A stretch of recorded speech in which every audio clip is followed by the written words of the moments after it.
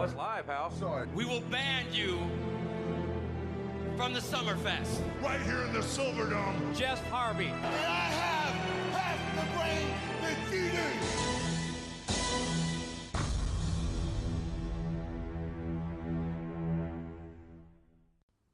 Welcome to the Wrestle Hunks Podcast, a podcast where three hunks get together and discuss some of the very worst things you can find on the WWE Network. I'm your host, the Mordecai of Microphone, Brandon Marlow, and as always, I'm joined by the hunkiest hunk, Brody Price. G'day, mate. G'day indeed. Shout out to Melbourne. shout out to Brisbane. All those towns that don't All exist. the classic Aussie towns. I'm also joined by the self-proclaimed IMDb of wrestling, Nathan Marlow. Shout out to Boggo. Yeah, Boggo Road. I'd argue the most iconic road in all of Australia, thanks to Nathan Jones. He made it notorious. If I had to rate my favourite roads in all of Australia, I'd say Boggo Road, Punt Road, and then just something else for third. I'm going to say the Hume Highway because it takes you to Taco Bell in Gold Coast. Some people like the road to WrestleMania, and Nathan likes the road to Taco Bell. We're on the road to Taco Bell. When Nat he sees the sign that says Gold Coast in like 500 billion kilometres, he points to it like the. That's like fast sign. lane. That's like fast lane. Pyro starts exploding. So this is a show, for those of you that don't know, where we find something shitty on the WWE Network or something obscure or something just plain weird, and we review it. And this week we're reviewing the WWE career of Nathan Jones. WWE Super Show-Down was this past Saturday, so in honour of Australia's first big-time WWE event, we're looking back on the career of the first prominent Aussie to make it into the WWE. Of course, Nathan Jones was technically the second Australian to make it to the WWE, as Outback Jack was the first. I doubt anybody actually remembers who Outback Jack was because he did absolutely nothing of note in the company. And Nathan Jones actually managed to have some memorable moments in his very short career, so he's kind of the first Australian that actually matters in the company. But before we get onto the career of Nathan Jones, what did we all think of Super Show-Down? For what a lot of people were calling a house show, a glorified house show, I thought it was pretty good. The WWE Championship match, the Shield match, and then obviously the Cruiserweight title were pretty good matches overall. So even though there were a couple of tag matches and whatnot that weren't that great, I thought it was pretty cool just to see a big event in Melbourne and see it at the MCG, which we've never seen before. Well, you could say this is almost Melbourne's second take at a pay-per-view. Some would say that, yeah. What do you mean by that, man? Do you want to elaborate on that ominous little comment there? Oh, what do you mean? Kind of like Global Warning was a pay-per-view. This is a pay-per-view too, so it's kind of like the second take. Sometimes the second take is the better one, Nathan. That's very true, very true. But for everyone, go out of your way to watch Buddy Murphy in his hometown against Cedric Alexander. Very good match. And the John Cena 6 move of doom. What's The old that called? Finger poke. The Shaolin Street Fighter Kenny Omega punch. Ah, nice. The John Cena just takes the piss now and doesn't actually care. Punch. Exactly right. Hey, what's everyone complaining about? Everyone said, he's only got the 5 moves. He added a 6th. What do you guys want? I know you can't have everything. Fucking Mark. Isn't that just technically a standing up 5-knuckle shuffle?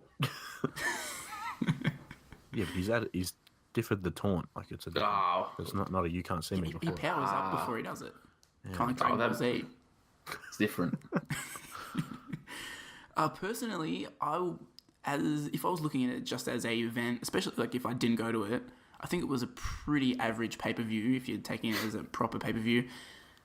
A lot of the matches were just nothing matches. The matches I did think were pretty good were obviously Buddy Murphy, Cedric Alexander was a great match. That would have been worthy of being on a Big Four pay-per-view. It was that good. I thought Joe and AJ were still good. I thought that was probably my least favourite of them matches that they've had on pay-per-view so far, but it was still pretty solid. And yeah, I agree with you, Pricey, that the Shield match was solid as well, but everything else was just really forgettable. Like, I forget that some of those tag matches actually happened. Like Miz and Brian was that quick that I like you could have gone to the bathroom and came back and would have missed it. So I thought they just removed that match from the card. Miz and Brian was like where I was thinking like, yeah, they don't really think of this as a proper pay-per-view. Undertaker's entrance was longer than the match, I'm pretty sure. Yeah, Undertaker's entrance was like 4 minutes or something. Triple H's entrance would have been longer as well. He didn't. I feel like his entrance music almost looped. He was like took that long. The Shield's entrance also took forever. That looped their song. Yeah, that was impressive. Marks kept fucking and mobbed him. Leave him alone.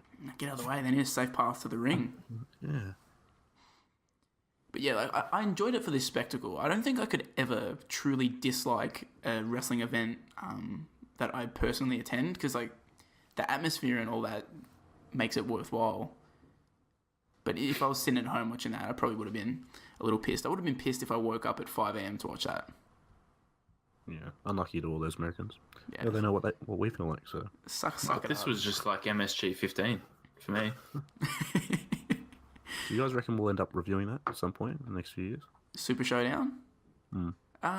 Probably, I'd say. I'm keen to see what Meltzer rates some of the matches there. Particularly the main event. I want to see what he thinks of that. Yeah. That will be interesting. So back onto Nathan Jones. He won the poll by a landslide. We've never seen an option win a poll so easily before. He received a staggering 50% of the vote. Nitro episode 265, which was filmed in Melbourne, pulled in 25% of the vote.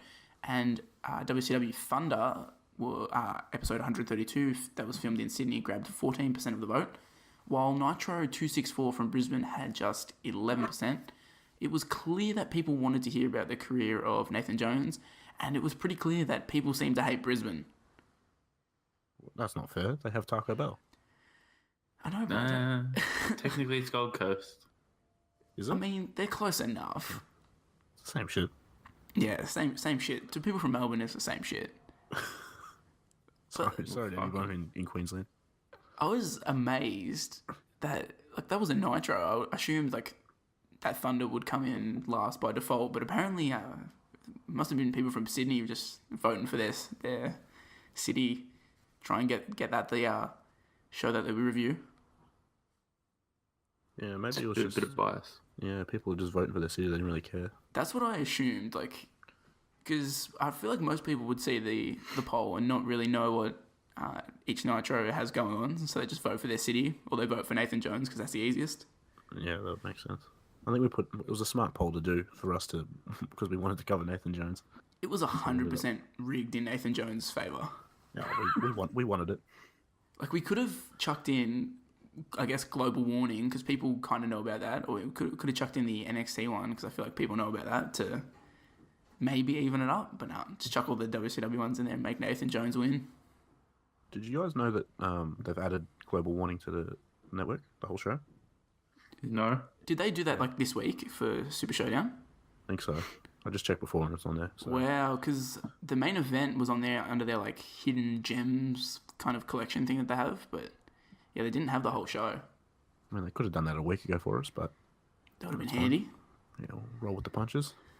I just want to know why they never actually treated that as a pay-per-view, because the UK had Rebellion and stuff like that they actually streamed as and had as a pay-per-view, even though it was basically what they did for Global Warning. I don't know why they didn't do the same for Global Warning. Could have been time difference. Yeah, it's true. But did they ever release it on DVD in America, or was that just an Australian exclusive thing? I'm not too sure. I feel like nobody has seen Global Warning. Nah, surely it's just an Australian-only thing. You'd think so. Just like Live in Italy shouldn't have ever been released here. You're saying you wouldn't go down to your local Sanity to get a copy of Live in Italy? I don't know. If I could make the hike up to one of them in Gold Coast, maybe it'd be worth my time. I reckon people outside of Australia think we're talking about going down to your local Eric Young. It's just a CD and DVD shop. Y'all. Yeah, exactly.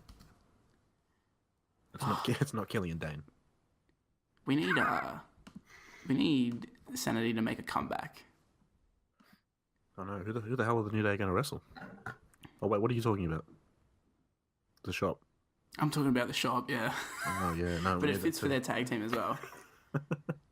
I just want to point out as well, I had a bit of a look here because I wanted to find out what the actual attendance was for Super Showdown. And I'm seeing that Meltzer is saying that the figure was around the 62,000 mark. That makes sense. Yeah, that's what we sort of guessed, wasn't it? About that. I mean, as soon as they said 70,000, I was like, that's not possible. This whole arena is set up to hold 70,000, and they're reporting as more than 70,000. There was a whole section that we were supposed to be sitting in that got their tickets upgraded. I mean, Yeah, and shout out for that. they kept saying 70,000, so... It's solid, but Global Warning did 56,000. So, like... And that's It's not not a that much pay-per-view. better. Yeah, so... I don't know. I feel like they should have done better than that. I knew they weren't ever going to get... Like, when people were saying, oh, they're going to have 100,000, I knew they were never going to do that. No, it's too hard. I don't think wrestling's that big in Australia, and people aren't going to fly here for a house show, basically. Yeah, like, I feel like wrestling is, like, kind of growing in Australia. I feel like a lot more finally. people into indie stuff here. And there was... Walking around the outside of the G, there were a surprising amount of, like, foreign people there. So, like, even with, like, that going on, they still couldn't crack 65,000. Yeah, foreign people like Slex and Jonah Rock. Shout out to Slex. Do you reckon he got his ticket upgraded? Nah, No, they didn't go line up, so... he was in level 3. Yeah, he was sitting level 3. What a fucking loser. Not like us. We got the upgrade. I bet Crazy Steve was upgraded ticket as well. God, I love Crazy Steve. Okay, so enough about Super Showdown. It's time to talk about the original Aussie WWE superstar. There isn't really any background or history for this episode because we're kind of presenting this as an overview of Nathan Jones' surprisingly short wrestling career from start to finish. It's our first time reviewing a wrestler's career rather than a singular event, so I have absolutely no idea if this is going to run long or if it'll run super short or if it'll just be a normal length, so it'll be interesting to see. So Jones was born on the Gold Coast, right near Taco Bell in Queensland, Australia. Everything just comes full circle on this podcast. We say something dumb about Taco Bell on the Gold Coast, and then it happens that Nathan Jones is... I'm telling you, Gold Coast may have gone down in recent years because everyone hates Surfers Paradise, and it's like 20 years old, dated. But it's coming back. Why else would they build a Taco Bell? You know why? Because it's the growing capital of Australia. I mean... And Nathan Jones is the reason why. Do you reckon Nathan Jones was born on the same site as the Taco Bell? Well, legend says Boggo Road Jail is on the same road as Taco Bell. I don't know enough about Queensland roads, so I'm going to have to take your word for it. You've been to Queensland more times than me. Yes, the land of the queens where no queens actually live. I frequent the area plentiful. Why have I never thought about that? Why the fuck is it called Queensland? It's Queen's favourite state, probably. In the Nitro, Tony Shawnee says it's Queensland.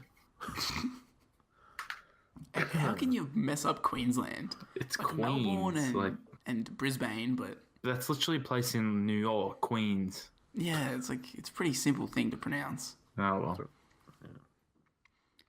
So before Nathan Jones' career as a wrestler, he was sentenced to 16 years jail in 1987 He was 18 and he was sentenced to serve in the Boggo Road jail for 8 armed robberies that took place between 1985 and 1987, 2 of which occurred in Tasmania. So, he didn't discriminate. He branched out a little bit. Double countries. Decided to cross Bass Strait to commit a couple of robberies. Commitment. It's a long trek. Well, legend says he swam. Yeah, I'm surprised I didn't say that on commentary. He swam to Tasmania to rob some people and then swam back. So during this string of robberies, he actually became one of Australia's most wanted men, and he ended up serving 7 years of that sentence in a maximum security prison. In 1994, Jones was given 1 year work release before being discharged at the age of 25. While in prison, he was introduced to the sport of powerlifting. He's also alleged to have begun taking steroids during this time. Within a short space of time, he became the national powerlifting champion of Australia. So, I don't know about you guys, but I knew that he was like a convicted criminal before his WWE career, but I always thought that they kind of played it up for kayfabe, but I was surprised when doing this research that he was like legit hard as fuck criminal. I mean, I still didn't know what he'd done. Like, all I remember was like when they would say, "Oh, he was in jail," but I didn't know what it was for, and it could have been like storyline wise. I didn't know if it was actually real. So, I mean, when you said that thing about robbing Tasmania and swimming back, I can just picture him with like the sack with the dollar sign on it in his mouth as he's doing like just freestyle through the water. I don't know why. Just carving through the water. WWE lied. Hey. WWE lied. They said he was in prison for 10 years. Yeah, I can't believe they would say that to us. Yeah, I think they rounded it up. Because, he was supposed to serve 16, but he got out on their 1 year work release. So I guess he kind of did 8 years. Yeah, what's 2 years in jail? That'd be nothing. That's whatever. Yeah. I'm impressed that he got out early. Like, he must have had good behaviour or something, which I wouldn't expect from a dude that big. I would have thought he would have been like just tearing the joint up. Just cutting promos on him. That's fine. Giving a few roundhouse kicks. Some big old spin kicks. So Nathan Jones was a notorious criminal, but the Boggo Road jail that he served in is also incredibly notorious. It completely closed down in 1992, although a women's prison operated there until 2000, and these days it's heritage listed and a popular tourist site. It first opened in 1883 and started to become infamous in the 1970s thanks to protests that saw inmates undertaking hunger strikes and rioting due to poor conditions and treatment. This kept the prison constantly in the Australian news. Apparently, the cells did not have any form of sanitation and facilities for washing were lacking. Prisoners were required to use a bucket through the evening for toilet breaks and empty it or slop it out, as it's known in the prison business. In the Indies? On the old prison indies in the bingo halls, you slop it out. So a Queensland government inquiry into the living conditions of state prisons in Queensland found that Boggo Road was outdated and inadequate for prisoners' needs, which led to its closure. It was originally designed to hold 40 prisoners, but by 1989 it was holding 187 male prisoners. Jesus. And there was also a women's prison there as well, so it was well over 200, I would say. And Nathan Jones in prison became even more infamous. Allegedly, a story goes that while in Boggo Road jail, there's a sign on the cell where he kicked a door off its hinges during a prison guard strike. And when the guards came back, they found him in his cell eating ice cream from the mess hole, and he told them that he was hungry. I like to assume that's the inspiration for Ryback saying, "Big guy's hungry." Well, no one keeps the Colossus behind bars while he's hungry. He did what he had to do. I don't know if I believe that, but the fact that they're saying that there's a sign on the cell there and they do like prison tours there, it makes me feel like it might be legit. Does Nathan Jones have Twitter? No, I looked it up. I wanted to see if Nathan Jones had Twitter. Surprisingly, he doesn't. Like, for a dude he's had a lot of like high profile jobs, and he's like, he's a low level movie star, but still he acts in a lot of movies. I was surprised he didn't have any Twitter presence. Damn it. Could have DM'd him and FaceTimed him. I mean, I've only been in a few movies and I've got a Twitter, so why doesn't he? Exactly. Fluctuating Identities. Smash hit. That one. I'm sure everyone's seen it. Can we find that anywhere? No. I reckon if we ever get successful enough to have a Patreon, I reckon that's one of the perks. Oh, 100%. Donate $10,000 to us, and you can watch our indie movie from year 11. I've got it on my laptop somewhere here. It's very good. I don't want to exaggerate, but it's one of the greatest pieces of cinema you'll ever see. Oh, if we released it, you and I would 100% be in Hollywood somewhere right now, for sure. I reckon our short movie is at least better than 5 segments that the WWE have run in their history, so it's not that bad. Definitely. It was pretty good. I just wanted to say it's pretty impressive that Nathan Jones managed to commit some pretty serious crimes, go to a prison like this that sounds like it was a complete hellhole, and then somehow manages to turn his life around completely after being released. Like, I had a quick look and I couldn't see if he had any other run-ins with the law. Like, I think he's been clean since he got out, which is... I don't know what the odds of that happening would be, but I reckon it'd be pretty low. Yeah, well, since it was 8 burglaries, so... Yeah, 8 burglaries... Pretty tough to just change, but... 8 burglaries by the time you're 18, which, like, clearly, like, that's kind of ingrained in you at this point, but got to need to turn it around. So upon I guess Carl's just stealing some stuff right now. Me? I've never stolen anything in my life, Nathan. You stole my heart. Moving on.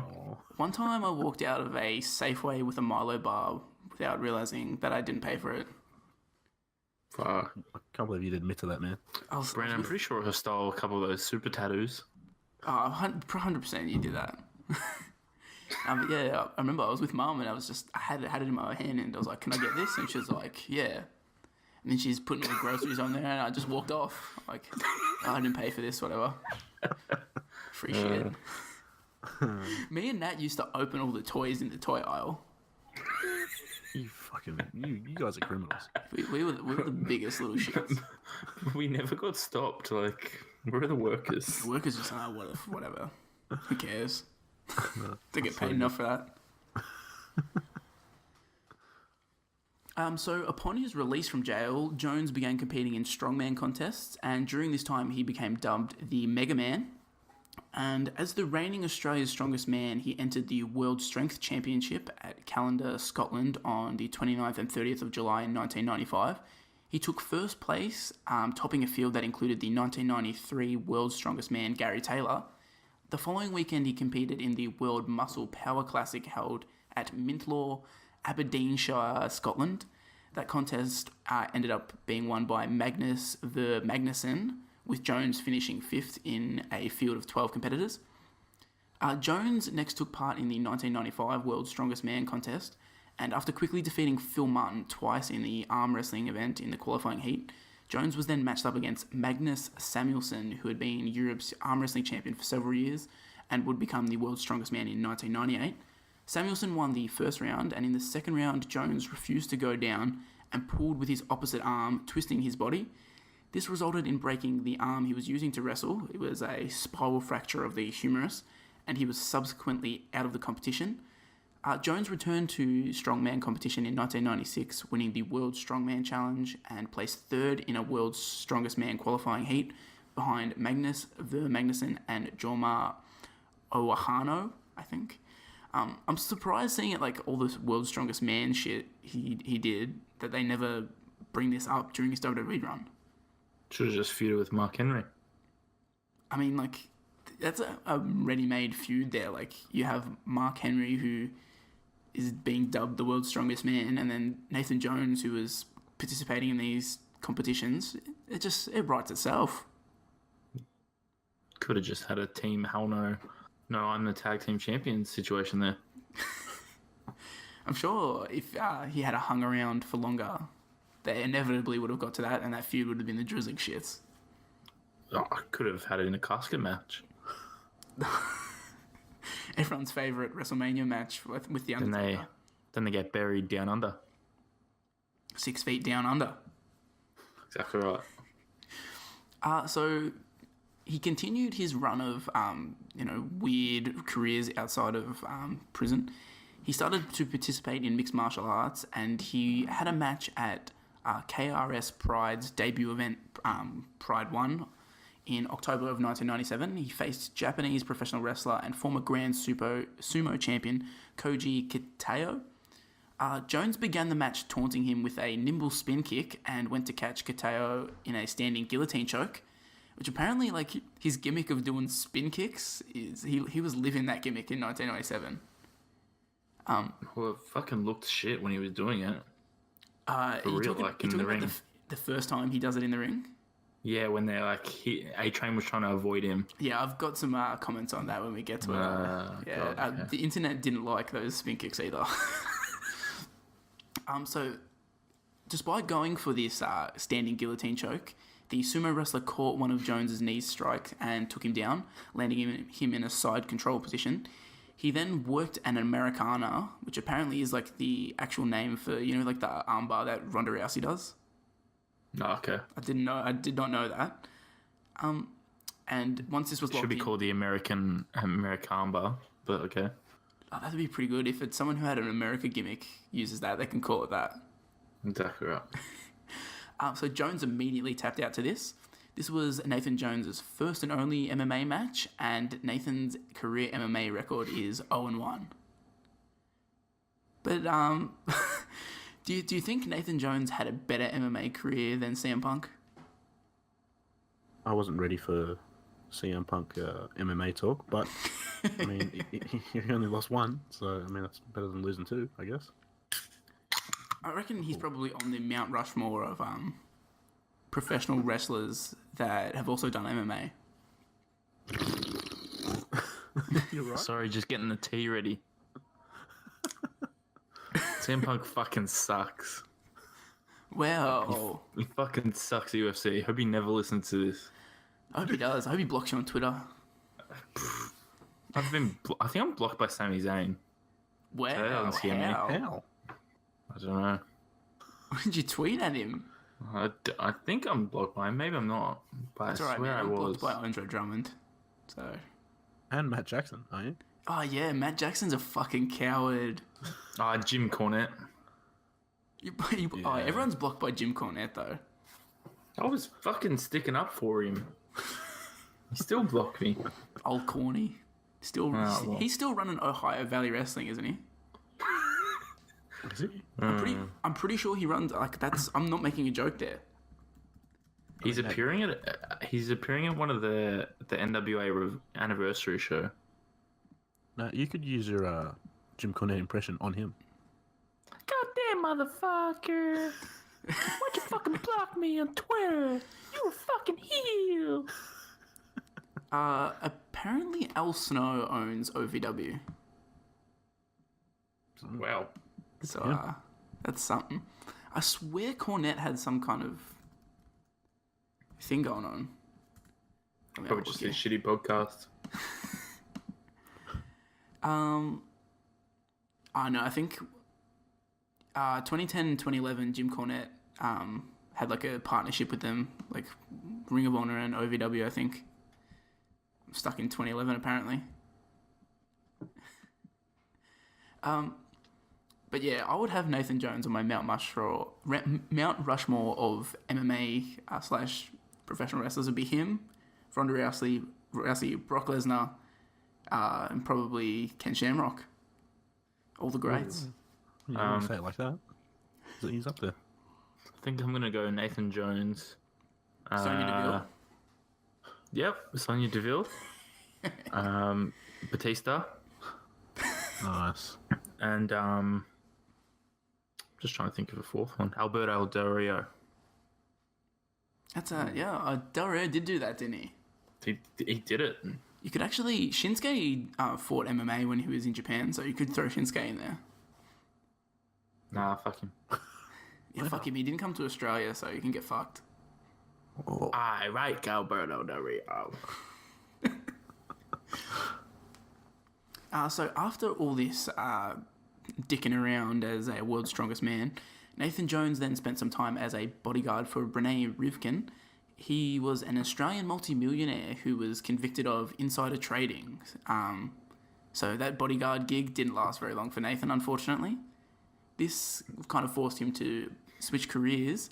He moved on to a career in wrestling during this time. Jones first gained notoriety and fame working in World Wrestling All-Stars. He made a large impression at the first WWA pay-per-view titled Inception, where he was accompanied to the ring by Rove McManus, of all people. Wow. However, he was defeated after Rove was smashed with Jeff Jarrett's guitar and Jones was hit with the stroke. He had a stroke. Yeah, it's the unbeatable finishing move. He gives his opponent a stroke. I just got here. Believe it or not, I've actually seen the finish to this match before. If were either of you are avid watchers of Rove Live back in the mid 2000s? I feel like I've seen it as well. Now that you've mentioned it, I don't know. Maybe there was like a wrestler on, and then he showed the clip for some reason. I don't really remember. I think he's had multiple wrestlers on, but there was one where he held the show, like he had a competition to like hold his show from your street. Yeah. And that one, John Cena was on, so it might have been that one. That's probably what I'm thinking of. But yeah, I remember seeing that, and I'm like, Jesus, why is Rove involved with wrestling? My worlds are colliding here. He's a big wrestling fan. He is, apparently. I'm surprised there was no Rove McManus at Super Showdown. He might have been there. He would have been front row. He's a VIP. Oh yeah, he's got enough money. Front row, but not on hard cam because like he doesn't want to be seen, you know. Yeah. Keep it low profile. So after this title loss, he began performing for Pro Wrestling 01 Max. On the 20th of October, Jones and John Heidenreich defeated Masato Tanaka and Shinjiro Otani to win the NWA Intercontinental Tag Team Championships. On the 25th of October, Jones and Heidenreich successfully retained the title against Jimmy Snuka Jr., who some might know as Sim Snuka, and the Predator, who some might know as Sylvester Turkey. That's a who's who? Wow. I didn't know Sylvester Turkey was like a legit wrestling guy. Because like they play up his MMA stuff, but he was wrestling with Nathan Jones in 2002, so he'd clearly put in a few years of work. Sim Snooker, was he Deuce or Domino? I can't tell the difference. One of them. He was one of Domino, them. I'm pretty sure. I'm gonna look it up. He was Deuce or Domino. I don't really. He was remember Deuce. which one, but Deuce. Damn. I was so Deuce, and then he confident. was Sim Snooker, and then he was released. That's a pretty good run. So they eventually lost the title the next day after their match with Sim Snooker and Sylvester Tokai. They lost it to Naoya Ogawa and Shinya Hashimoto. Someone's been watching New Japan. Jeez, I don't recognize any of these names and pronouncing them. Fuck, man, it's taking a lot of effort here. You've done well. So Jones around this time caught the eye of the WWE. After Jones initially signed his contract with the WWE, he was unable to work in the United States because of visa issues stemming from his criminal history. In late 2002 and early 2003, once his visa issues were cleared up, Jones began performing in dark matches for the WWE. He was originally promoted as a Hannibal Lecter type character, apparently, whatever that means. But also during this period, kind of in between working these dark matches for the WWE, he also worked the indies and shared the ring with guys like Frankie Kazarian, Buff Bagwell, Sting, and Lex Luger before eventually joining the WWE permanently. Most people agree that Nathan Jones fucking sucked in the ring, but you look at all these bona fide legends he shared the ring with before he even joined the WWE. He worked with guys like Scott Steiner, Jeff Jarrett, Sting, Lex Luger. It's crazy for someone to be working with like such high profile names when most people agree that he can barely work. I mean, for someone who was wrestling with the heavy metal rebel Frankie Kazarian, it's just not good enough, really. I really added all the biggest names there, you know. Frankie Kazarian and Buff Bagwell. A huge honour to stand across the ring from them. Did the Smarks ever think it wasn't Nathan Jones and it was Sting's fault? I don't know, man. What do you reckon the IWC were? Yeah, the IWC, they've just played it up. They just don't like Australians. Yeah, I agree. He tagged with Sting though. Well, too bad. It's impressive that he performed with all these talented guys and then it didn't rub off on him. Wow, that's your take on it. Well, what's your take on it? Racism? He was, yes. That, the FBI was racist. Took him out at WrestleMania. Yeah. No, I didn't actually understand why the FBI took him out until we started doing this episode. Yeah, I've been watching They never cared. WrestleMania 19 for 15 years at this point. I just thought And it was I only just learned why the FBI would help Big Show and A-Train. I thought it was just Nunzio being Nunzio stole his wallet. He's a prankster. That's all it was. So at some point in early 2003, vignettes begin playing to hype up Nathan Jones' debut.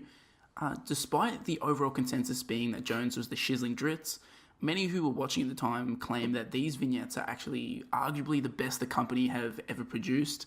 Nathan Jones, known as the Colossus of Boggo Road. The Colossus of Boggo Road. The Colossus of Boggo Road, where he is serving time for armed robbery. The tables turned for young Nathan when he was transferred to Brisbane Prison from Tasmania for security reasons. The Premier has responded by ordering a review of all security procedures in the state's jails. Let's isolate them and deal with them appropriately.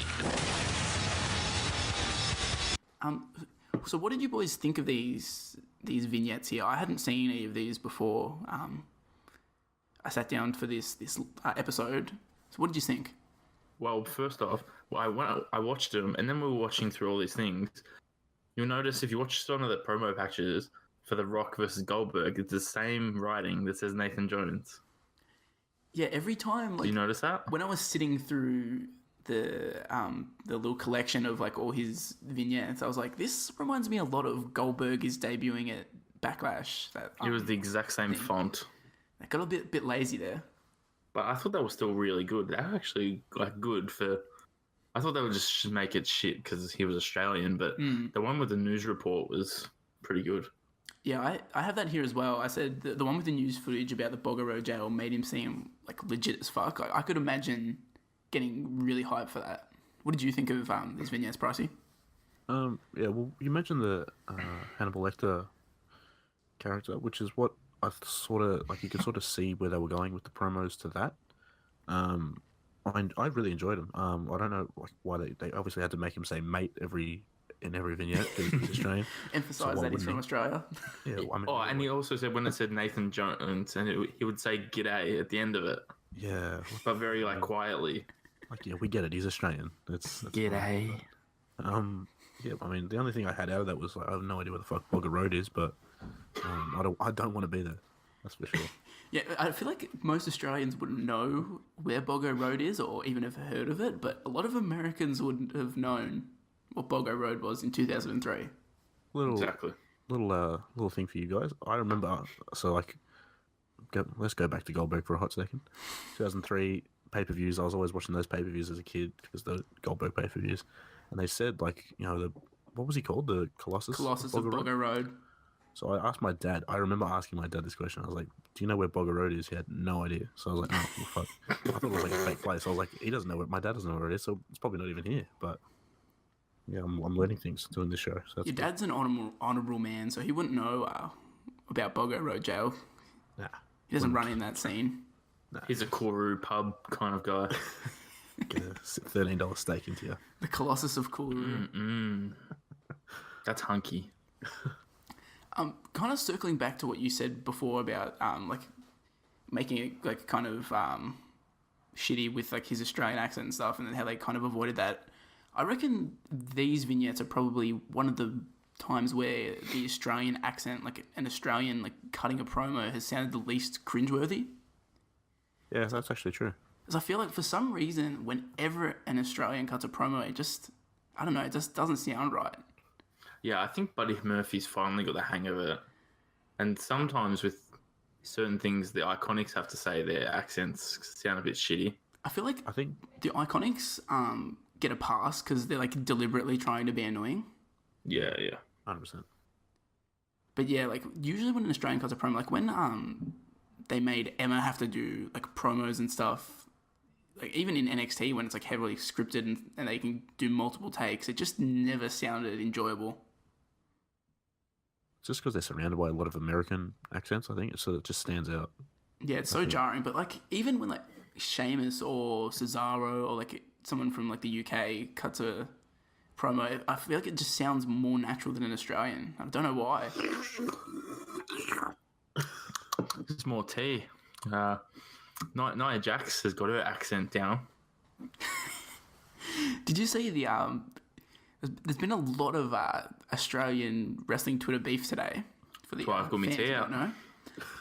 And there was even more beef about Nia Jax was like playing up her Australian heritage apparently, even though she'd never mentioned it before. All she did was she started liking a couple of things and then mentioned it once, and then it was a big thing. You know what? Fire Nia Jax. I've missed this completely. I have no idea what's happening with Nia Jax. Yeah, I logged onto the Wrestle Hunks Twitter and that was there. Oh, like, okay. Just basically after Buddy Murphy won, everyone was saying first Australian singles champion, and then she kept liking things that were like, no, he's not. It was Nia Jax, and then she finally tweeted once about it, and then everyone was having a go at her. And I don't know, just shit went down with that. Sense. Well, that's like claiming that choreo. Oh, and she also searched her own name. That she wasn't tagged in. Oh, she was doing the Matt Jackson. Yeah, she's a fucking. Everyone was like, how sad she's starting to do that. Well, where were the people backing me up when Matt Jackson was Twitter searching his name like a coward? I don't know. They just weren't there for you. I'm not a hot person on Twitter, you know. They'd help me out if I was. Hey, next time I'll be there. If it was you, Pricey, they'd help you out. Next time I'll just be casually. I'll be just casually at the airport. Oh Jesus! Might run into Liv Morgan. Oh my God, sis! Did you hear she turned down a fan at the airport? That girl. Like, what do you mean, a fan? Another fan went up to the fan, like the one that's starting all the drama. A fan went up to her, just talked to her, and she said, "Not right now. I'm eating." Fuck out of here. Oh, I appreciate that. She was selling 8x10s at an indie show once. Fucking hell. I mean, we've joked about that, but I mean, we're not going to do it. Let's actually do a World Series of Wrestling. We're doing it for fucking hell. Let's do it. Let's get made. You know who's going to buy them? Oh, for fuck's sake. My friends. Your friends? But I'm not going to mention the one. One of them, the one I have beef with, liked my tweet and did not follow me. Why do you have beef with her?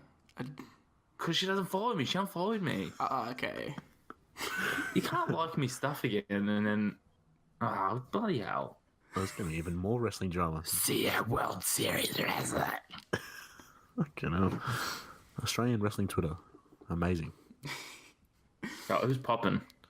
Yeah, good on them. So getting back to the Nathan Jones debut vignettes, I thought these were creepy as fuck. I think they were really well made. They've given Nathan Jones a good platform to debut on, but I just couldn't figure out whether he was supposed to debut as a heel or a face here.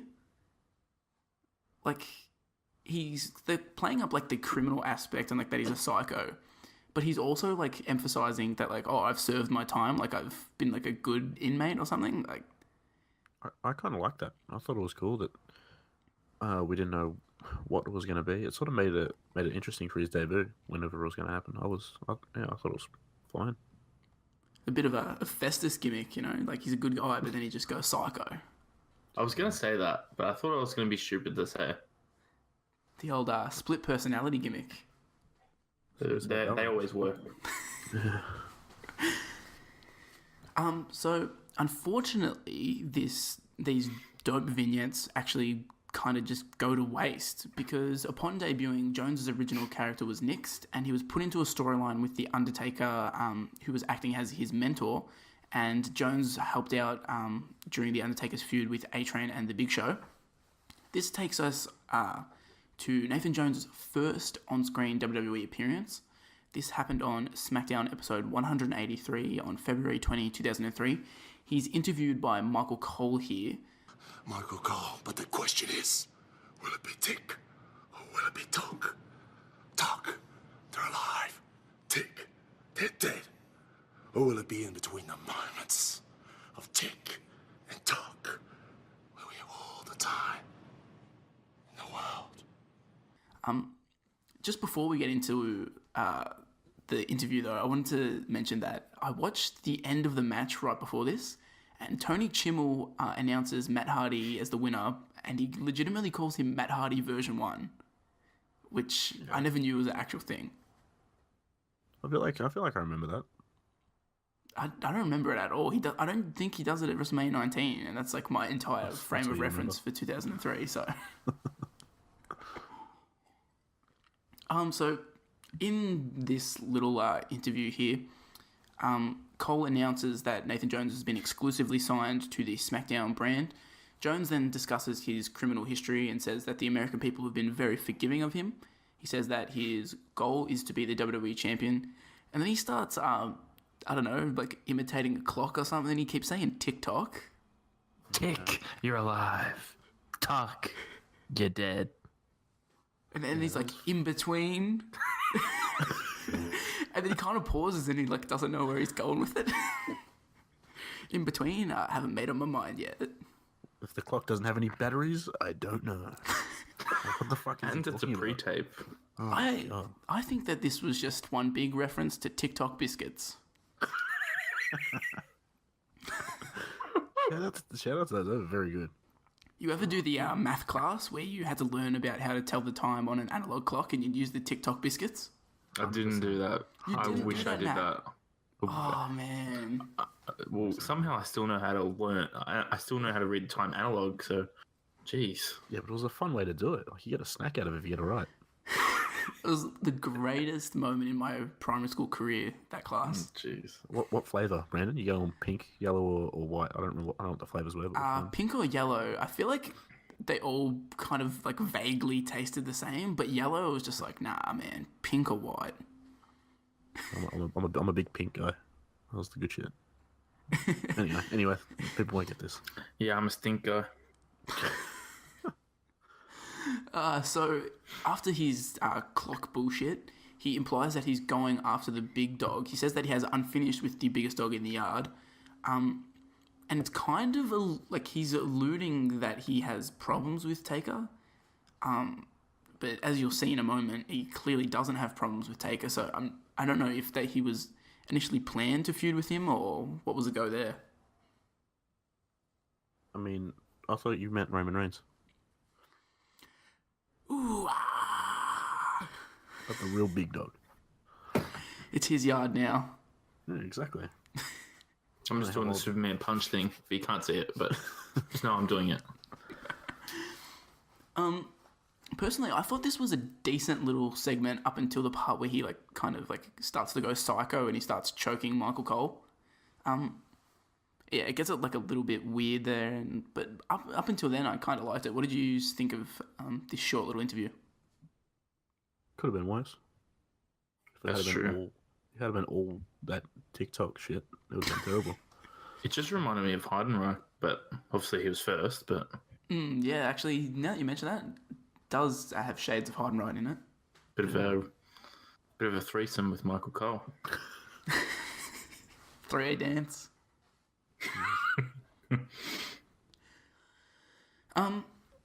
Yeah, so it's not much to talk about. It's a pretty quick segment that's just sandwiched in between other things. Nathan Jones looks huge here, obviously, because Michael Cole's not that big, so it getting puts him over as a monster. But that leads us to his first proper appearance on SmackDown, which is the next episode, SmackDown episode 184 on February 27th, 2003. Here he saves the Undertaker from an attack. Big Show. Somebody's got to do something about this. Big Show with a steel chair. Undertaker is helpless. The Big Show is obviously got a bad look in his eye and a big What the hell is the Big Show going to do here? Big Show with it. Wait a minute. Hey, that's Nathan Jones. Yours hell is Went for the Deruba. Whoa. Nathan Jones in A-Train thinking better of it. So they flash back to last week's episode and they show Nathan Jones' comments about The Undertaker. Undertaker then comes to the ring to cut a promo. He talks about A-Train getting his attention at No Way Out and he wants him to come out and face him. A-Train comes out, but he's with Paul Heyman, and Heyman says Taker used an illegal chokehold at No Way Out. Big Show also comes out and they both head to the ring to beat Undertaker down. The numbers eventually catch up for Undertaker and he catches a chokeslam from the Big Show. Show then goes to get a chair, but before he can use it, Nathan Jones comes in and chases them off. And this is what we were mentioning before, Nat, about Nathan Jones's martial art kicks. They're not good. Like he can clearly like do them well, which you see later on. But I thought he looks like a fool. The way that they make him miss them here and like have A-Train dodge them, he just looks silly. Like that's not the way you debut him. He just needed to actually be trying to hit them and just hope that the guy gets out of the way. Not that tell him, oh, you have to intentionally miss them. I would have preferred having him actually hit it on A-Train. Like that would make him look way better than having him like shadow box with himself. That'd make too much sense. What did you think about this little segment, Pricey? Mainly just the Undertaker song. I've got his lyrics here, just because that was a really good song. Did you print out the lyrics? Yeah, of course. Don't you guys do that? I do that still. Yeah, I mean, spin kicks were good. That was about it. Hey, Sean O'Hare did spin kicks. Neither of you appreciated him, and now he's dead. Yeah, well, one of these episodes has a Sean O'Hare promo before it. It does, and I may have noted that down in my notes. I may have skipped it intensely. I can't wait to get to that. I watched that as well. That's very good. What do you guys think of American Badass Undertaker?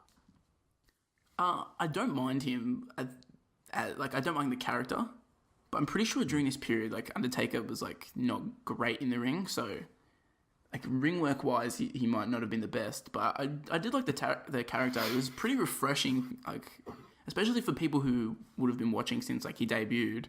He'd been the dead man for ages, so having something like that would have been like a bit of fresh air. Someone put a photo of all of the Undertakers a photo from every year to now, and probably 2004 after the American Badass gimmick is when he started to look old as. Yeah, that's probably fair. I mean, this is around the time I started watching, so this is sort of the first memory of the Undertaker that I have. So I always liked it, but I know a lot of people probably don't care for it. But I was up and about when that song started playing. Vince was like really obsessed with putting young guys with like Taker like immediately and feuding with him in this era. So I feel like that probably hurt his in-ring work too. Yeah. Like SmackDown was basically like Undertaker's feud was always like some random up and comer. Like that thing he did with Jeff Hardy, where he like shook his hand and all that after the title match they had. The respect gimmick. Yeah, he did that with like Cena backstage, and then one of these matches, I don't remember where it is, but he had a match with Ray, I think. Yeah. He did it with that too. So he's trying to get everyone over by having, I guess that's three pretty good names. You got to earn the big dog's respect. Yeah, absolutely. Yeah, that was basically his gimmick at that point. Like, try to earn a handshake from me. Did he shake hands with Maven? I hope so. Not from memory. Hope they buried the hatchet. I got a question for both of you. Did Undertaker ride his bike to the ring at house shows? I tried looking this up. Couldn't find a single lick of it. Imagining the Undertaker walking to the ring, not in his dead man gimmick, I just can't imagine it. Like, what's he doing? That shitty taunt he does in the ring. Oh, that is so fucking shit. That's creator wrestler levels of just garbage. Or just poses to every side. Yeah, it does a shitty little half arm raise. Yeah. It's especially bad at WrestleMania 19. He half-assed it so bad. It's like he's putting his hands up going, rah!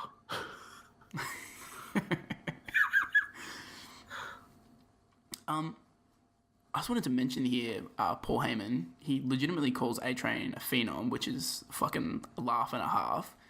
But also, Paul Heyman has like a massive stable of wrestlers that's on SmackDown. Like at this point, like he has heaps of people that he's like representing. Big Paul Heyman guys. I did not realize he had so many people with him. It's a pretty good stable as well when you think about it. Yeah, A-Train, The Big Show. You know, they're the top talents of 2003. Mangle was in there. That's some talent. He had so many people. How did he have enough time? You know, to give them all of his attention.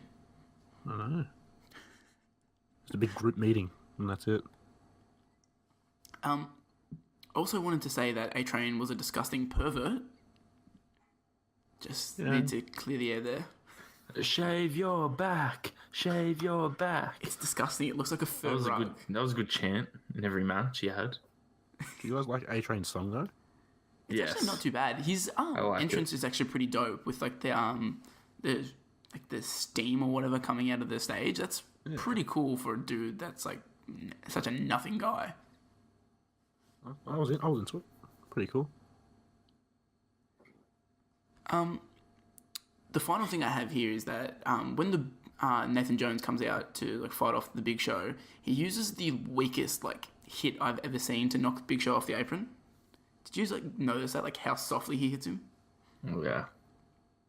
I feel like I'll probably get into this more in later segments, but Jones has a problem where like he does certain moves and he does them like real softly, like he's scared to hurt them. Yeah, I think I have something about that later in the notes as well. It's like it's not a good look for a dude of his size. No. He's scared to go back to Boggo Road. Traumatized. Exactly. Overall, I reckon this debut probably could have been better. I think. Do you guys agree? Yeah, for sure. And also, I watched for a little bit more after this segment ends, and I'm pretty sure the next segment after this is where Cena actually names his finishing move for the first time. Did either of you stick around for that? I think it was you have the F5, but I have the FU or something. Yeah, he does a rap because like 2 weeks earlier was when Brock Lesnar threw like F5'd him into the ring post, which is will set up Backlash 2003. So go listen to that episode, boys and girls. Wait, actually, that promo, I think it was the screenshot I put on Twitter today. The laptop. Yeah. The laptop. Oh, really? Yes, it is actually. Yeah. I actually tried to search for that, like after I saved it. I couldn't find a lick of that, so lucky I found that. Yeah, I thought that was pretty cool, just Cena naming his finisher there. This moves us on to SmackDown episode 185. It took place on March 6th of 2003. The Undertaker gives Nathan Jones a training session here. So basically we get a short video of before Undertaker's match. Undertaker was teaching Nathan Jones some stuff in the ring before SmackDown.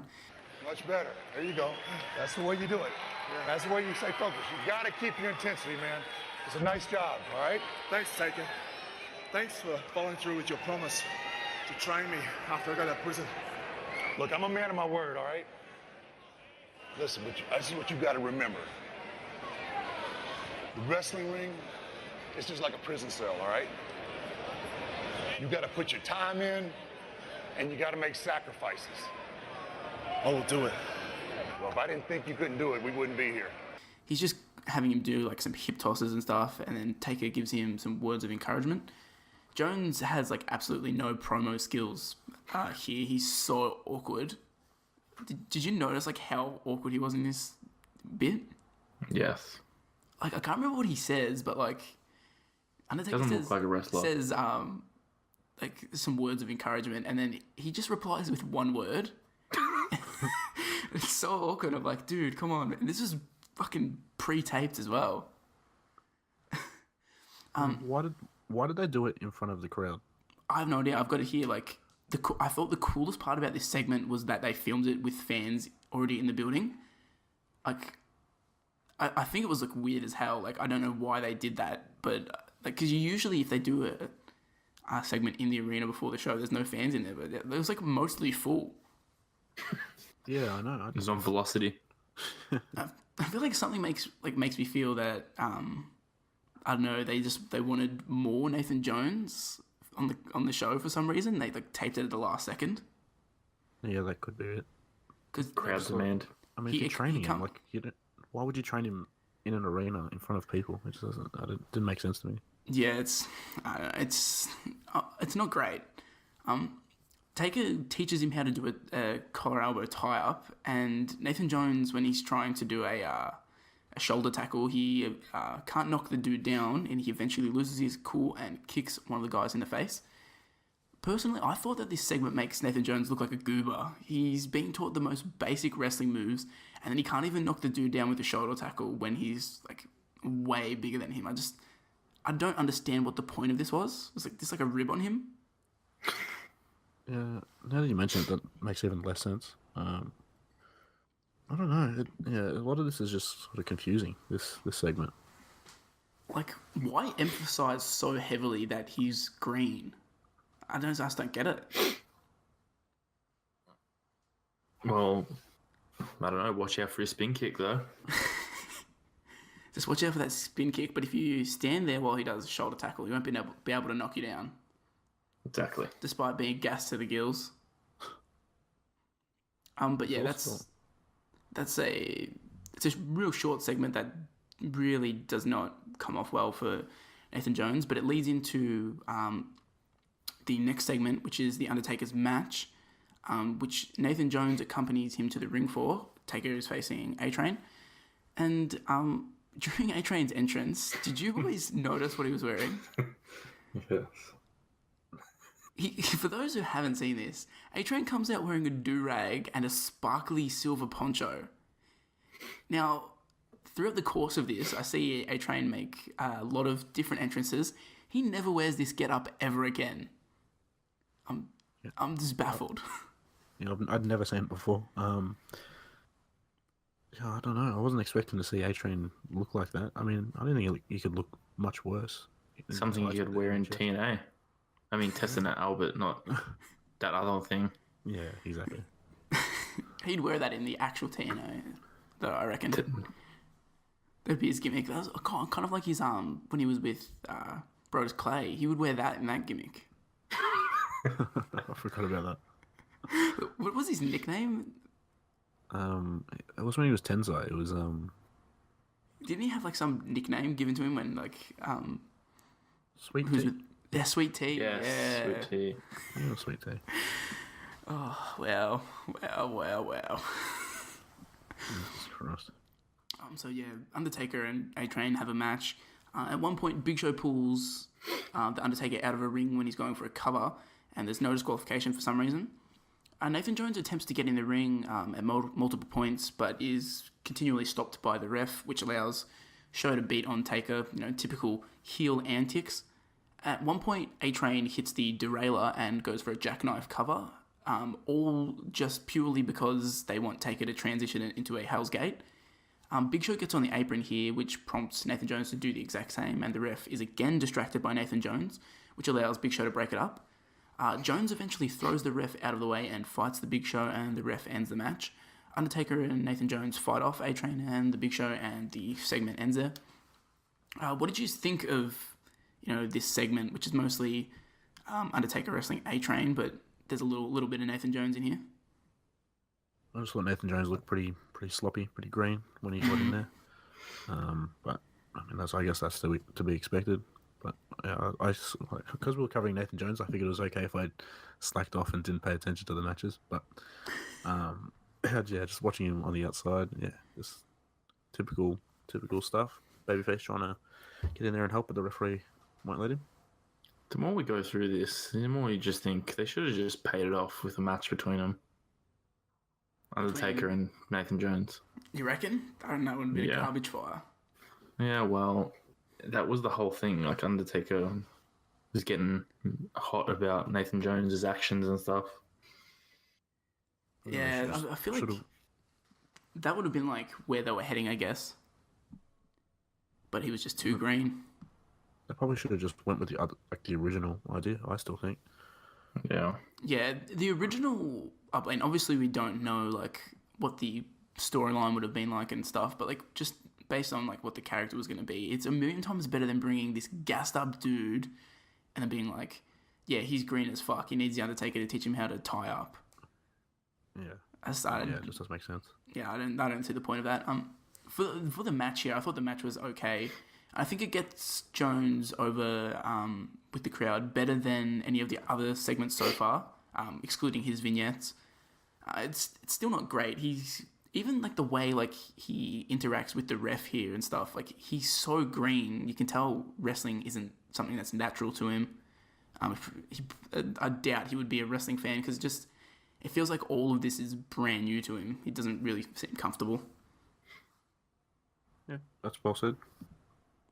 So any final words on his first, foray to ringside here? Can't wait for the matches. Yeah, when they happen in about a month's time. It literally, his first match takes place on April 3, and he first shows up on SmackDown on February 27th. That's got to be some kind of record. How much training do you reckon he was doing at the time, like behind the scenes? He would have had to have been doing a ton, surely. Yeah. Like, I don't think during this time they would have had him on house shows doing anything. I feel like they would be like, just go train at OVW or something, because he's really not needed on a house show. Yeah. So next up, we have episode 186 of SmackDown. Took place on March 13th, 2003, and it's a backstage segment with The Undertaker. There's going to be nothing peaceful when we get in the ring at WrestleMania with A-Train and Big Show. In fact, those guys are next, man. I want us to go watch their match. If we have them at WrestleMania, why do you have to watch them now? Well, I'll tell you why. Because I want you to know their tendencies. I want you to know what they do in the ring. So when we get to the match at WrestleMania, you know what to expect from them. All right? Let's go. No worries. All right. Undertaker is searching for Nathan Jones backstage and just happens to find him brooding in a locker room when the cameras come onto him. Jones talks about being in prison and Taker is just kind of awkward. He then tells him to watch Big Show and A-Train's upcoming match. And Nathan Jones is made to look like a dumb rookie dickhead because he asks why he would watch their match tonight if they're facing them at WrestleMania. Like, I don't understand why they made him say that. Yeah, it just makes him look like an absolute fucking ding-dong. He's like, well, why would I watch the match? They're facing them at WrestleMania. I'll say g'day to him then. And it even makes Undertaker seem like lame as fuck because he's like, oh yeah, you learn the strategy, man. You know his weaknesses. This is a low point of the Undertaker's career. This is worse than Super Show-Down. Maybe this is why they didn't like the American Badass Undertaker. I think I'm starting to understand it. Big Show and A-Train end up wrestling Funaki and Tajiri, and at one point Big Show gets on commentary and just takes the piss during that match, so I'm sure Nathan Jones and Undertaker learned a lot by watching that. Really would have pinpointed their weaknesses against that tough talent of Kaientai 2.0. I know, it's like the biggest difference between two teams possible, Funaki and Tajiri and Nathan Jones and Undertaker. I'm not sure you can learn too much from that match. But do either of you have anything else to say about this? This is a pretty short segment, so there's not a whole lot to discuss. I'll be honest, I didn't watch the match, so... Yeah, neither did I. Yeah, I just watched the match in case, they cut backstage to see Nathan Jones looking at a TV at an awkward, unnatural angle, like they always shoot. Probably plotting and rubbing his hands.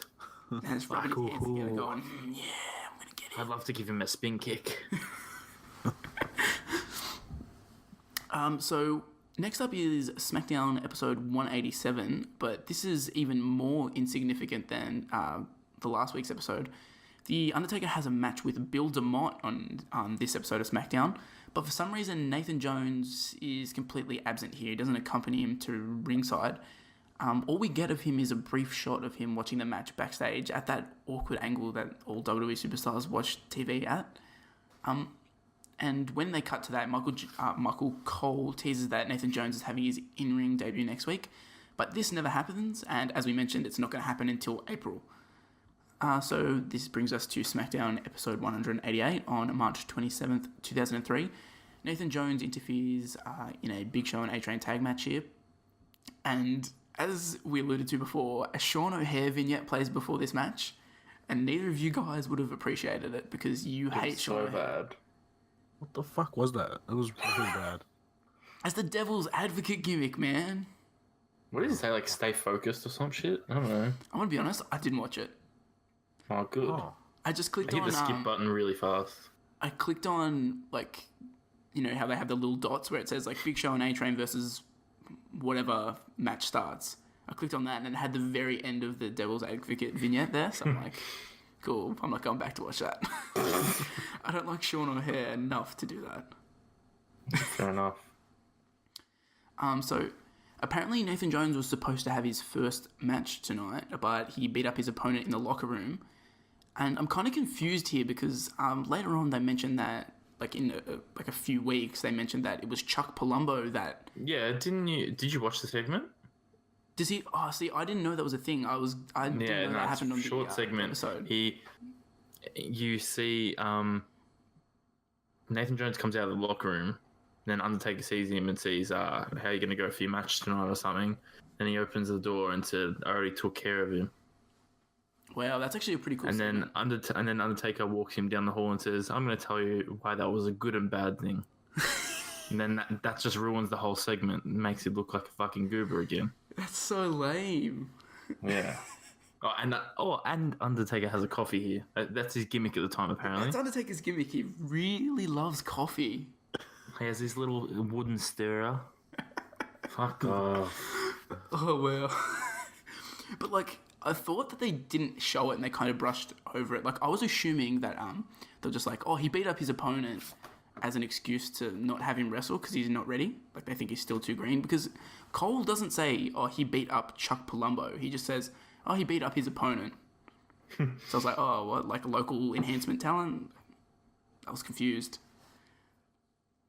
Yeah, they use a lot of different ways to keep him out of matches through his run. So that's what I assumed as well. That it was just a way to keep him off. That's what I was assuming. Like, oh, this is basically because this is the go home show before Mania. So I'm like, oh, backstage they're probably thinking right now, let's not have him at Mania, and they've pulled him from this match as well because they just don't think he's ready yet. So they Big Show and A-Train wrestle Chris Benoit and Rhino in a relatively boring and uninteresting match here. Nathan Jones randomly runs out and he's wearing his ring gear. It's actually not random. Yeah. You missed the segment. So I missed the segment, so my note is not random that he's wearing his ring gear. But it is... These segments are our first looks at his ring gear. And eventually Undertaker runs out and evens the odds. What are your thoughts on this little segment here? Those are some piece of shit tights these wearing. You know why this happens, right? Why? What happens? Big Show and there's like a really short backstage segment, so you wouldn't have seen it. Goes for like 10 seconds. Goes to 10 seconds. Nathan Jones is just standing backstage, and A-Train and Big Show come up to him and said, "You wouldn't attack us with Undertaker not around." Wow. And that's why he comes in and does it by himself. I'm hating this feud more and more the more you reveal to me. Well, the fact that it's in 10-second promos, I mean, it can't be great. My only real comment on like this segment here is that Nathan Jones still looks huge, even like standing next to the Undertaker. So good for him. What's his height? 6'10", almost 6'11"? 7 foot. Because he's basically when Matt Morgan comes along later on, he's basically the same height as Matt Morgan, and Matt Morgan is almost scraping 7 foot, I think. Yeah, the big bastard. Matt Morgan is 7 foot. Apparently, he's built at 7 foot. Well, they were like the same height, so he has to. They were calling him. I think they were calling Matt Morgan 6'10". Really? Why? I have no idea. He's 2.13 meters tall. For those of you using the metric system, like the bloody blueprint. He was trained by Hardcore Holly and Al Snow, and he has 1 children. 1 children. Oh, wow. I just have that this match has me hyped for their tag match at Mania. I can't wait to see it. Oh, man. If I was watching this as a kid, that Go Home show would have had me probably not ordering WrestleMania because I didn't order a pay-per-view until WrestleMania 23, so... Man, I hope Nathan Jones has his wallet on him. I really hope Nathan Jones, gets to really soak it in and enjoy his WrestleMania match. Yeah. I really hope nothing bad happens to him. You only get to debut at WrestleMania once, so... So a little question here before we go on. Heading into WrestleMania, what is your opinion on Nathan Jones at the moment? Say you were, Pricey and Nat back in 2003, and you've just watched all of this. What is your opinion, do you reckon, on Nathan Jones as WrestleMania 19 is coming up? I mean, only being Australian would be the only thing that I would give a shit about that would make me want to watch Nathan Jones. It's like, oh, he's the only Australian guy. But apart from that, I mean, I'm not a big fan of the big guys, just big hosses fighting each other. I'd rather watch a cruiserweight flying around or something. But yeah, so this match definitely didn't do it for me back then, and it didn't do anything for me now. I love the Australian Stone Cold / Kurgan. Stone Cold Australian Kurgan. That should have been his name. Did either of you ever remember watching Nathan Jones at this time? Because I have no recollection of watching Nathan Jones outside of the WrestleMania 19 DVD and Survivor Series 2003 DVD later on. Well, I only remember ever watching Raw at this time, so... No, Survivor Series 03 is the only thing I ever saw him in before doing all this stuff. Yeah, I feel like it's weird that none of us ever remember watching him really at the time. But when you go back and look through his career, he appears for a month before he's sent down to OVW. And then when he comes back, he's really around for 1 month again. So it's a very specific 2-month period you had to be watching wrestling if you wanted to experience the enigma that was Nathan Jones. Yeah, I mean, Goldberg was on Raw, so I had no reason to watch SmackDown, so I wasn't going to see him in late 2003. I feel like me and Nat weren't really watching SmackDown at this point. I feel like around this time I didn't know, how to watch it, what channel it was on or anything like that, so my first sort of memories of watching Raw regularly was at the end of 2003, after Goldberg lost the title. And then started watching SmackDown then as well. So yeah, I have no idea about Nathan Jones. I mean, me and Nat would watch Raw when it was broadcast on Friday nights, religiously. But SmackDown was on Sunday, and we for some reason we just never watched SmackDown. What time on Sunday? It's just church, man. It's Lord's Day. I was going to say, I mean, we could have been playing football, the three of us, on Sundays. Oh, that actually, now that you've said that, that's probably what I was doing and why I never watched SmackDown this period. Yeah, that's what I think. Fucking damn football made me miss out on Nathan Jones. I'm never going to forget football again. Oh, yeah, fuck Craigieburn Football Club. So we're moving on to the biggest event of Nathan Jones' career. But unfortunately, at WrestleMania 19, Jones and Undertaker were scheduled to face off against Big Show and A-Train. But at the last minute, the match was made a handicap match instead. Wait a minute! Where the hell's he going? I don't know. Hey, it's Nathan Jones! And a kick to the head! Big Show floors the big man! One kick! I was meaning to go back and listen to the Something to Wrestle about WrestleMania 19, but do either of you remember if Bruce Pritchard goes into any specific reasons why they took Nathan Jones off, or was it just a general he's green kind of explanation? They said he wasn't ready, and why would you just? It's going to be embarrassing if you have someone debut at WrestleMania that's no good. Yeah. I mean, I don't think they wanted to tarnish. They obviously knew that WrestleMania 19 was going to be the best WrestleMania of all time, so they didn't want to have him in there jeopardizing it. Back me up here, guys. WrestleMania 19, best WrestleMania. I mean, sorry, my audio just cut out. Yeah, no, you love it. You definitely love WrestleMania 19. It's just the best. It's a fact. It's the best WrestleMania of all time. No nostalgia or bias at all. Not at all. No. Definitely no bias here.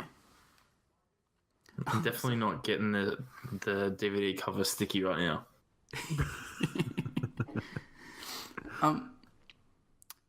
So we head on to Nathan Jones' first pay-per-view appearance here, which is WrestleMania 19, which took place March 30, 2003 at Safeco Field, one of the greatest arenas the WWE has ever run, no bias. So the Undertaker defeats the Big Show here and A-Train with Nathan Jones' help.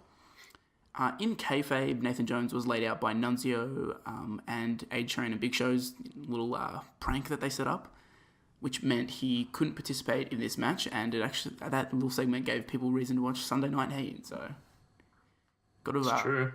Got to give the fans something, on the little free pre-show. But they did have Chief Morley and Lance Storm. One of the great tag team matches I've ever seen. Yes. So the match... Sorry, I was drinking water. I thought someone might chime in with something. The match ends when Nathan Jones runs down, roundhouse kicks the Big Show, and then gets in the ring and... See that Nats added in and said he Boggo boots A-Train. Well, you wrote Boogo, so I was like, that's perfect opportunity to write Boggo. He Boggo boots A-Train, which allows Undertaker to hit the Tombstone Piledriver and get the win. Nathan Jones and The Undertaker really should have been disqualified here, but whatever. Yeah, there's not much to say about Nathan Jones' participation here, so I feel like we're just going to discuss the WWE's favourite band in the whole world, Limp Bizkit. You know what time it is? Time to crank it up, baby. WrestleMania. This is gonna be huge. I can't wait. Oh shit! I have something to say about Nathan Jones. Go ahead. I've got things to say as well, but I just want to point out quickly that there's not enough people wearing Adidas tracky dacks in the ring. Him and Brock Lesnar really committed to the Adidas tracky dacks in this era. He loves it. Just bring him. Somebody needs to bring him. Pretty back. sure everyone's dad has a pair of those. Adidas tracky dacks and a blue wife beater. Looks like he's ready to crack a tinny. I reckon you get Finn Balor in a pair of those. They'll make a comeback for sure. No, I agree. So I don't know if you've heard, and I don't know how legitimate this is, but apparently they made Chimel say that favourite band in the whole world line because Limp Bizkit were allegedly difficult to work with. So let's just fucking rib them and just say that they're our favourite band. Yeah, but they do have the best song of all time on the best promo. That's true. Their music did create some really good The promos. My Way promo. They're allowed to be difficult, in my opinion. Fred Durst has got to go in the Hall of Fame, right? Has to. Or Limp Bizkit as a whole, probably. I mean, Drew Carey's in it, and he isn't. He made Crack Addict. I know, on one hand, you got Limp Bizkit who made Crack Addict, and on the other hand, you got Drew Carey who did nothing of any note. I know who I'm voting for. Speaking of trackies, Fred Durst made sure he wore his nicest trackies for this performance. Yeah, I mean, everyone. This was the thing in 2003. You had to wear some tracky dacks. He really dressed up for this performance. Also, the backup dancers for this, why are they dressed like Lita? Yeah, I thought when I was a kid it was Lita. It's just a bunch of leaders dancing. I've got so many comments about this fucking live performance. I got here. Old mate on the bass guitar is just absolutely shredding. Also, the random break dancers that show up halfway through the song. Why? They're bad. They're so. They're wearing Dada jackets. Yeah, and they almost get run over by the Undertaker.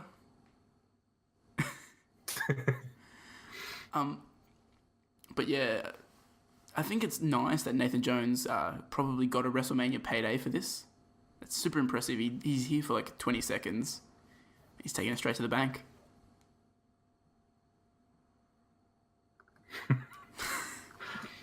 You give me nothing with these WrestleMania 19. I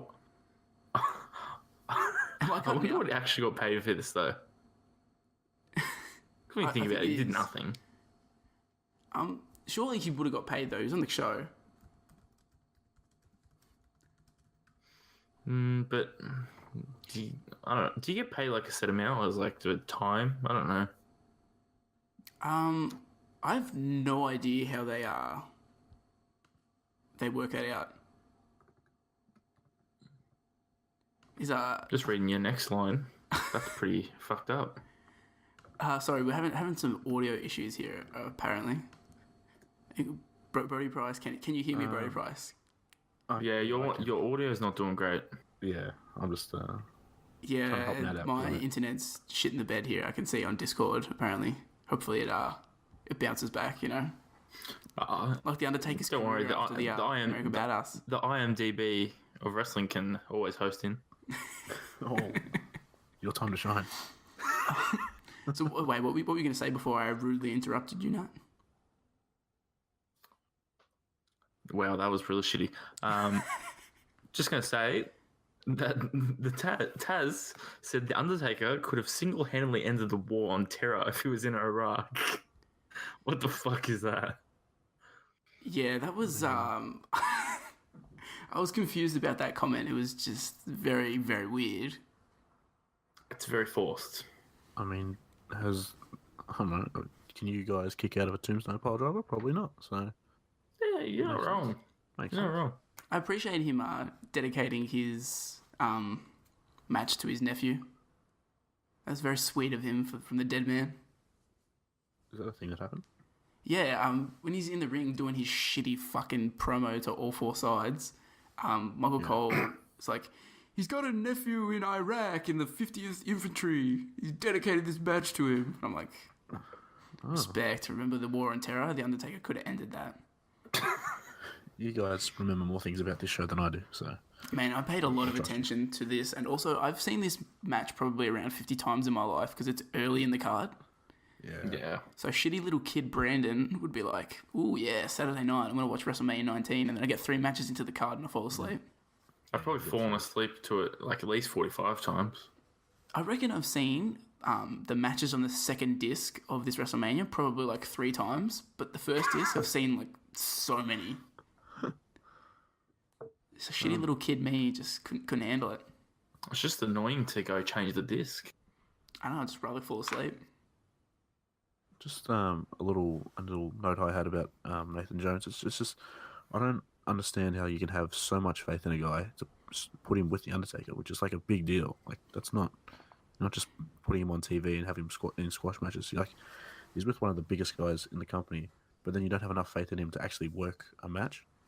Like you got to pick one or the other. You can't really. Yeah, I don't understand because he worked a bunch of dark matches with them in 2002. So it's like you've clearly seen him work like half a dozen times. You know, like where his talent level is. Like what has changed between the time that they filmed these sick vignettes for him and the time where they've brought him to SmackDown and they're like, oh, we're gonna treat you like a fucking rookie and also you're never gonna wrestle. Like, was this Vince's first time seeing him like work on SmackDown? Like, did he not see them before he signed him or something? Like, I'm confused. Maybe something went down that we don't know about because I just can't work that out. Maybe he fucked Stephanie. He went down under. You reckon Threw a little shimmer on the Barbie. Trips buried him, pulled the trigger. So when they win the match, Nathan Jones kind of just stands around awkwardly while Undertaker celebrates with the American flag, and I feel for him because he's Australian, so he's just like, whatever, man. Personally, I didn't think this match was all that bad. I think it's better than the 1.25 stars that Dave Meltzer gave it. It's actually the lowest rated match on the WrestleMania 19 card, which is probably fair enough, but it's pretty good for a pay-per-view's lowest rated match. What did you guys think of this segment? Do you have anything else to add to our extensive WrestleMania 19 discussion? No. Deserved every quarter star it had. Honestly, I reckon you put Nathan Jones in there, you bump that up to at least 1.5. Yeah. No. You put Nice audio cutout. Yeah. Did it? Fuck. Them WWE Stooges are picking us off one by one. Oh, God, I'm next. I'm just going to assume you said if Nathan Jones versus Kenny Omega right now at King of Pro Wrestling, that it would have been a 28-star match. That would be true. Yeah, the WWE Stooge just told me Pricey. He said, "Do you want to know who's next?" And he said, "Price is next." Oh, no, he even used a Goldberg line on me. Fuck. He's trying to chase up your rental copy of Backlash 2003. He's never getting it. That's fine. They don't want it back anyway. It's a little bit sticky between the It's a little stuck together. You couldn't get that open if you tried. Yeah, that case is definitely shut for the rest of eternity. You need the jaws of life. So, question for you boys before we head on to post WrestleMania: do you think keeping Nathan Jones out of this match was the right decision? I just saw this question for the first time, and my answer is definitely yes, because it added to Taker's streak. I don't like him having a tag match in his streak. Yeah, good point. A handicap match, him beating two big hosses, just adds to it. I think it's a good call. What about you, Nat? Yeah, it's probably the right decision, like you just said. But I'm surprised they haven't yet had Undertaker have the tag matches at WrestleMania. That would be like a natural thing to have him, like, at this point where his body's fucked. Like, have him tag with Kane. I don't know why they haven't, like, done that yet. I should just do WrestleMania, Triple H and Batista versus Kane and Undertaker. Since Batista wants to come back. And he said he wanted to face Triple H at WrestleMania one more time. Wait, he actually wants to come back? Yeah, he's coming back at SmackDown 1000. But, like, he wants an in-ring comeback. Yeah, he said he would like to face Triple H at WrestleMania one more time. So you could set that up 1 year out. I would not have picked that because he's, like, actually doing decent things in Hollywood now. I would not have picked him as a guy who would want to have an in-ring comeback. No, he said that would be the only, like, thing he wants to do. Oh, book it. Oh. So I hope it happens because I like Batista. I like Batista, but do we need to see Batista and Triple H again? Yes, Fuck no. But not anywhere near the championship. I mean, I don't know. There's enough old guys and part-timers that show up at that time of year. I liked their Shield stuff though. No, that was fine, but like, I mean, if assuming that happens, Undertaker's probably gonna have another match because he just doesn't seem to quit. Like, I don't know. I'd rather watch Leo Rush, perhaps. I'm telling you, Evolution versus the Brother of Destruction, natural progression. Just a damn Evolution mark. I'm telling you, if it happens, you owe me like $1,000 each. You've heard it here first. Not even shaking on it. Like, it's just happening. So personally, I thought Nathan Jones being kept out of this match is definitely the right decision. Like, for the wrestling quality, it would have been dragged down significantly probably if he was out there. I don't think they could have carried him enough to really like hide all those flaws. I think what you mentioned, Price, is actually really good about Taker not having the tag match on his record and having this be a handicap match, because it probably wasn't in their thinking, but like, yeah, it does seem kind of wrong if randomly, like in the middle of the streak, it's like, yeah, he had a tag match with Nathan fucking Jones. Yeah.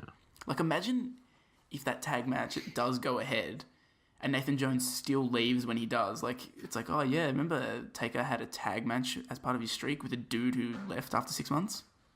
Yeah. I mean, it's still impressive for Undertaker to win that many, but it just sort of like hurts. Like, oh, that's not really a memorable Undertaker moment. So we'll move on here to SmackDown episode 189, which happened on April 3, 2003. Nathan Jones appears in a backstage segment with The Undertaker. We see Nunzio grab the rest of the FBI and head off to have a sit-down with The Undertaker. The Undertaker is in catering getting a coffee because that's his new gimmick, apparently. He's a coffee guy. I have here written down the Undercaterer. What do you reckon Undertaker's coffee order is? Mark Cappuccino Calloway. He's a strong latte guy, I would have thought. He would have loved being in Melbourne, wouldn't he? Aren't we known for coffee? Yeah, we're the coffee city of the world, I think. That's what we're self-proclaimed. We're probably like second best coffee in the world behind Italy. Oh, fuck him. He would have been asking Buddy Murphy, but like, Buddy Murphy, where's the good coffee hookups, man? And he said, the coffee club, meet you there. No, I'm just kidding. Undertaker has no idea who Buddy Murphy is. Yeah. Nathan, imagine if we had heard that. I said Undertaker has no idea who Buddy Murphy is. Oh, yeah. Yeah, nice. I think I caught most of that, but yes, you're probably right. He doesn't know who Buddy Murphy is. So Nunzio says they have a problem, and their problem is with Nathan Jones. They explain that they helped the Big Show and A-Train because Jones attacked Chuck Palumbo before he was supposed to have a match with him. And Undertaker is fine with them attacking Nathan Jones. He's only angry because they specifically took him out at WrestleMania, and it jeopardized his match, and it could have potentially ended poorly for him. Nathan Jones then comes in and asks if they have a problem. I want to know what you boys think, where this feud with the FBI ranks in terms of the all-time greatest Undertaker feuds. I can't believe we didn't get a Johnny the Bull Stamboli versus Undertaker match. Unless we did, and I missed it. It's easily top 5. Yeah, which I guess it's possible that I definitely didn't watch it, but yeah, what a feud that is. They should have Big Vito there. If Big Vito's there, that's definitely top 2 feud of all time. That like if Big Vito's there, they're holding all the titles. Real Evolution type setup on SmackDown, you reckon? Yeah, it would just be a natural progression. And then at Survivor Series, you can have Evolution versus the FBI in a traditional Survivor Series match. Well, I mean, if they had the whole FBI, they'd actually fill out a Survivor Series team. They'd have these 3. Then there's Big Guido that we saw on the ECW shows, and Big Vito. That makes 5. Did you guys see? I don't know what episode it was, but I caught like they had like a vignette, for the FBI. They had a few of them. Vignette, no. They had a few of them. Did you see them now, or is it the ones where they're in the street and stuff? Yeah. How bad are they? I was surprised. Forget about it. Yeah, like I just Hey, watch how you put it in the trunk. They're stealing like TVs or some shit. It was interesting for sure. Yeah, they should have had a Nunzio on a pole match. Nunzio in the shark cage. That 100% would have happened if this feud took place in 2017. Yeah, instead of a concrete crypt match, you can have a bolognese pit match or whatever. Do you reckon they showed up for WWE Live in Italy 2007? I'm guessing you said that they showed up for Live in Italy. And if that's what you said, yes, because I mean, I'm pretty sure he is on it. I'm pretty sure. Yeah, huge crowd pop. Actually, give me 2 seconds. I'll go look at the DVD cover. Yeah, well, it's commitment to. So you move on. It's commitment to Live in Italy. So next up here we have the first ever WWE match for Nathan Jones. It took place on SmackDown episode 190, April 10th, 2003. Nathan Jones defeated Bill DeMott via pinfall in 1 minute and 20 seconds. I think it's supposed to be windy. That's not really why they call it the Windy City, but nonetheless. Here comes the Colossus of Boggo Road, the in-ring debut. Here we finally get to hear Nathan Jones's entrance music, and it's a dope-ass didgeridoo beat. Pricey, what did you think about this entrance? I have it down. I must be a theme song guy. I said it's a bang up, but before I get to that, did you watch the start of this SmackDown episode? I might have. You need to refresh my memory here, though. Okay, so Brock Lesnar arrives at the arena, I think. So this would have been his first SmackDown after Mania, because he was concussed the week before. He rocks up, and there's people shaking his hands. I spotted 3 people shaking his hands. They just got like local talent or whatever. One was Daivari. Wow. One was Mr. Anderson, Mr. Kennedy, I guess. Either way. And then one was CM Punk. Jesus. Yeah. Wow.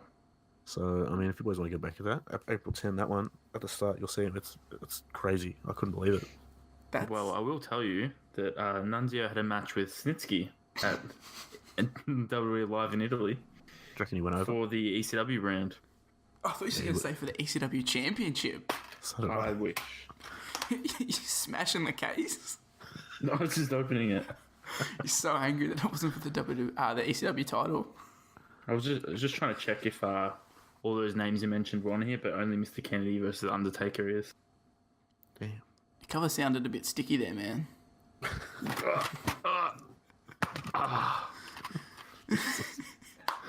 I will say though, the Raw main event is John Cena versus the Rated RKO in a handicap match. Ooh. Just like Undertaker versus Big Show and A-Train. So that's a good way to bring it back. Nice. So Nat, did you hear us discussing Nathan Jones's dope didgeridoo beat for entrance theme while you were digging? It's a really good song. I actually like it. It's actually a pretty good entrance theme. I was dreading if we got to the Survivor Series part of his career that they would have got rid of that, but no, it was there. Yeah, he just keeps the same theme, which I was impressed by. It's actually a decent theme, like surprisingly, compared to I thought they would just get him down under. Especially when he's like, when he's with Team Lesnar, Matt Morgan has the most generic ass jobber of fucking entrance music, but Nathan Jones just gets that dope didgeridoo. So before the match, SmackDown has 3 sponsors, so clearly WWE's booming at this time. We then get his match with Bill DeMott, and Nathan Jones just wins with a big boot out of nowhere. It just literally happens randomly. I felt like this match really doesn't do a good job of putting over Nathan Jones.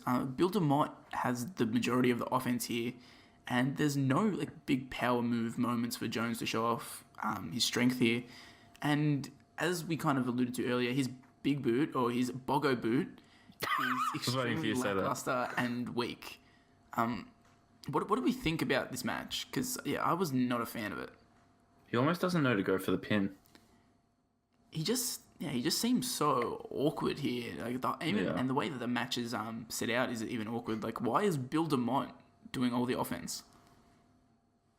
He probably didn't know what to do. Probably didn't know how to do any offense. Good on Bill DeMott when he transitioned this somehow into a job down in NXT and then got fired for being a bully. Maybe he bullied his way into this match to say, just bullied him. He's like, I'm doing all the offense, man. I'm the vet here, man. Let me lead. Yeah, maybe. Looks like Nunzio's got a problem backstage. But yes, after the match we see the FBI backstage, and Nunzio informs the police that money and a laptop have been stolen from them, and they imply that they know who did it. You took $1,200. Nunzio refers to money as beans here, and that's what I'm going to start referring to money to as from now on, because it's quality. Forget about it. So when we come back from commercial, the police are telling Nathan Jones that he needs to come with them for questioning, and the Undertaker kind of comes in and is angry and he's vouching for Nathan Jones. The WWE are kind of like trying to make a point here with this storyline about, him doing his time in prison, but still kind of having punishment for those crimes because people are treating him differently on the outside. But they didn't really have the balls to completely go through it here because this is like the only time it's mentioned. What did you boys think about this little backstage segment here? Were you excited to see more FBI versus the Undertaker and Nathan Jones feud? Were you mentioning that, how they didn't want to go through with it? Maybe it's they kept coming up with ideas for him and then realizing he's shit, and they're like, oh wait, no, we've started it, but he can't wrestle. What are we gonna do? That is actually like a really good point, because look at all these, like they have all these great ideas. They're like, oh, Nathan Jones, Australian, he's in jail, and then they just forget that he can't wrestle. They should have just had 3-on-2 handicap match. The FBI versus Undertaker, Nathan Jones. Have Undertaker get beaten up. Nathan Jones hot tag. Yeah. But it would have worked. I really agree with what you were saying, Pricey. Like, he gets given like those dope vignettes with like a interesting character, and then they just drop it. And then he gets paired with the Undertaker, which is still like, it's kind of a lame storyline, but he's still with the Undertaker. And then, I mean, that eventually he gets sent down to OVW, so that's dropped. And then they have this kind of like the police kind of thing here, and then that gets dropped as well. There are actually some decent ideas here that could build to something, half decent, but they just drop it every time, which, yeah, I assume it's because he's just dog shit in the ring. It would make sense, I think. Yeah, but there's not much to say about this segment here. It never really fully gets followed through with, so hard to get invested in. I just wanted to mention here, after this segment, did you see the match graphic for the next match with John Cena? I did. Did you see the hat that he has on in it? Looks like some Dusty Rhodes shit. It looks like some like Nikolai Volkov bullshit. It's so bad. Is it a furry bucket hat? Because I didn't watch it, but I. Nah, it's like a striped, like a. It's don't know black how to describe with it's black. It's like what Brandon just said, a Nikolai Volkov hat almost. Yeah. With it was black and it had yellow stripes around it. It was just bizarre. Just weird. I'm gonna try and find it, but I don't know how. I'll give it a shot. Hold on. Yeah, it's just I don't know if you'll be able to find it without It's for the tournament thing yeah. that they have. Yeah. Yeah. But yeah, it does not look good. I'm like, oh geez, Cena, what are you doing, man? Bring the bucket hat back. So we come to SmackDown episode 191, which took place on April 17th, 2003, and Nathan Jones defeats Nunzio via disqualification in 56 seconds. This happens to be Nathan Jones' final match on the main roster before he's sent down to OVW. Before the match, we're shown the FBI, who are kind of strategizing and alluding to some sort of plan that they've got for the match. We then cut to a real gross perverted ass ad for the WWE Divas 2003 Desert Heat DVD, and I'm sure Pricey was loving this. Well, Pricey would know that I've been trying to get this on eBay for the podcast. Yeah. We really? I've been trying to go through them. Some of them go for a lot of money. There must have been a lot of horny wrestling fans at this time, because they made so many of these weird things where it was just like the Divas doing a photo shoot in the desert. Someone bought Viva Las Vegas for $28 the other day. Which was the one that they advertised on the WrestleMania 19 DVD? Desert Heat, I'm pretty sure. Was it Desert Heat? Pretty sure. That like, I'm nostalgic for that ad for that DVD. Oh god. I've seen it so many times. Love when Mum used to walk in on me watching that. Oh, Pricey's just the goods. Posted the photo in the Discord chat. Jesus. What is that? Man, you got to tweet that out. No, that's got a back. That's got like a brim. So like, what's that called? The front bit of a hat. What do you mean? The brim? What? Is that what it's called? A brim? Yeah. Yeah, well, yeah, I think I can see that. It's at the back. Like, he's wearing it backwards, but I have no idea what the fuck that hat is. It's like a painter's hat. No, that might be part of the championship belt, man. Okay, maybe it is. I can't tell. Either way, that's not great. Good for him. So, actually, speaking about Desert Heat, it's reminded me, I forgot to mention this in the WrestleMania 19 thing. I watched a little bit of the start on the network. I don't know if you guys did it, but they have altered the intro for that. You know, like, they're kind of like talking about WrestleMania. Like, it's got like Kurt Angle running up steps and stuff. Yeah. Yeah, what'd they change? They changed the music, and it is bad. Like, why would they do that? I don't know, but it's unbelievably bad. Like, and like the way that they edit in the different wrestlers' like voiceover clips, it doesn't match the music that they've like replaced it with. So there's like huge awkward silences in between people talking. Like Kurt Angle will be like, "I've trained my whole life for this," and then there's like 8 seconds of silence, and then The Rock will be like, "Fuck yeah, WrestleMania." Like, this is not good. Why did you change it? But back to the segment at hand. When Nathan Jones came out for his entrance here, it looked like he was fucking lost. Like, he wanders out onto the stage, and it looked like he was like, "Oh shit, fuck, I'm out on the stage. I didn't realize that was here." Like, he was confused, and then he does his stage like taunt thing, and he looks stupid as fuck. It's like a little Brock Lesnar. It really is like shit Brock Lesnar. So the match starts, and almost immediately the rest of the FBI come out and attack Nathan Jones, that was a pretty elaborate plan from Nunzio there. He handles them pretty well, actually, until Nunzio leads him outside of the ring and into a surprise super kick from Johnny the Bull, and then they all beat him down. And they then smash the steel steps onto his ankle, which basically gives a reason for him to be written off TV.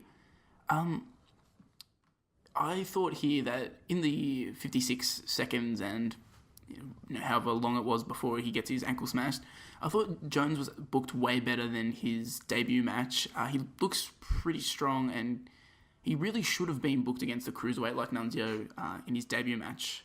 What did you think of Nathan Jones' final match in his first main roster run? Yeah, I mean, you have a cruiserweight, you can sort of throw him around, and sort of it shows like that he's bigger. Like Bill DeMont's kind of a bigger guy. He's thick. Yeah, Bully DeMont.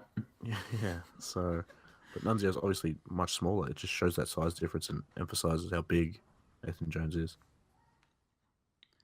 So Nat, do you have any final thoughts on this segment here? I think we took him for granted. We took Nathan Jones for granted, you reckon? All the storylines were there. We just didn't support him enough. At the 6 months where he was off SmackDown in OVW, I was lost. Do you think it'd be possible if we pause one of the vignettes with his logo, we can put that on the shirt? Oh, 100%, man. We're not going to be good enough quality. We're not going to get sued for using Nathan Jones' shit. I should actually do that, like when we go for World Series Wrestling or something. Get Dad to print it out.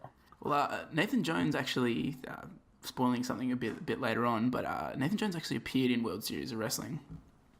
So what? It'll be relevant. Tease? Very relevant. So I think that basically does us for Nunzio getting defeated by Nathan Jones, which brings us to a close on the first half of Nathan Jones' WWE career. What do we think at this point? What are our thoughts at the halfway mark? Drizzling shit. Yeah. Yeah, it's hard to disagree with that. Like, I still like his character, kind of. I mean, there are flashes of, like, moments where you're like, Nathan Jones can be something here, but there's not a lot at this stage. It's mostly like, I don't know if you're actually cut out for this. I just noticed in his re-debut, when he comes back with Paul Heyman, even him walking over the top rope, he's, like, nervous and awkward about it. Yeah. Like, He's not a natural wrestle guy. He's a bad hunk. At this stage of his career, he's definitely not a hunk. Exactly. So, as mentioned, Nathan Jones is sent back down to OVW at this time. But a few months later, in August of 2003, Nathan Jones starts working in Mexico on one of the biggest budget movies in history at this point. It was Troy, starring Brad Pitt. And fun fact, Nathan Jones is the first person that Brad Pitt's character kills in this movie. So it's what an honor. A little bit of a fun, like conversation starter he can have when he goes to parties. It's like, hey, Brad Pitt was, he killed me in Troy. You always remember your first. Oh, wow. So Nathan Jones is then absent from television for several months, and he eventually returns in the fall of 2003, where they start billing him as a heel and really playing up the Colossus of Boggo Road nickname. He's then paired with Paul Heyman on screen, and this was right around the time Heyman was given the role as SmackDown General Manager. So his re-debut on the roster happens at SmackDown 219 on October 30, 2003, the Halloween episode of SmackDown. Nathan Jones returns from OVW and joins Team Lesnar here. Ladies and gentlemen, that's Paul Heyman. And is that Nathan Jones to the left of Paul Heyman? Who's the other dude? Yeah, I think that is Nathan Jones. It's this other monster. So basically how he's reintroduced, Paul Heyman makes his way to the ring and he's flanked by Nathan Jones and the debuting Matt Morgan from Tough Enough. He introduces us to both men and heavily puts over Jones, saying he was the most notorious man in the Australian criminal system. He also alludes to his failed time spent as Undertaker's protege.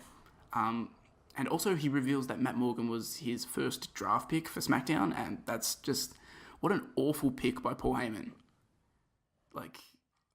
I didn't know that was a thing. When they do the brand split and then they have like the superstar shakeup and stuff, none of that ever makes any sense. Like how does this draft work? Like, where are they drafting from? Who's eligible for this draft? Yeah. Surely there couldn't have been good people available for this draft if he picked Matt Morgan. Does Matt Morgan have his lisp? Matt Morgan. I have no idea because in all of the segments that I watch from this point out, he doesn't speak ever, I don't think. Yeah, I don't think he spoke at all this time. He's a silent rage, you know. Oh, shout out to Silent Rage. Silent Road Rage. He got fired. Fuck him.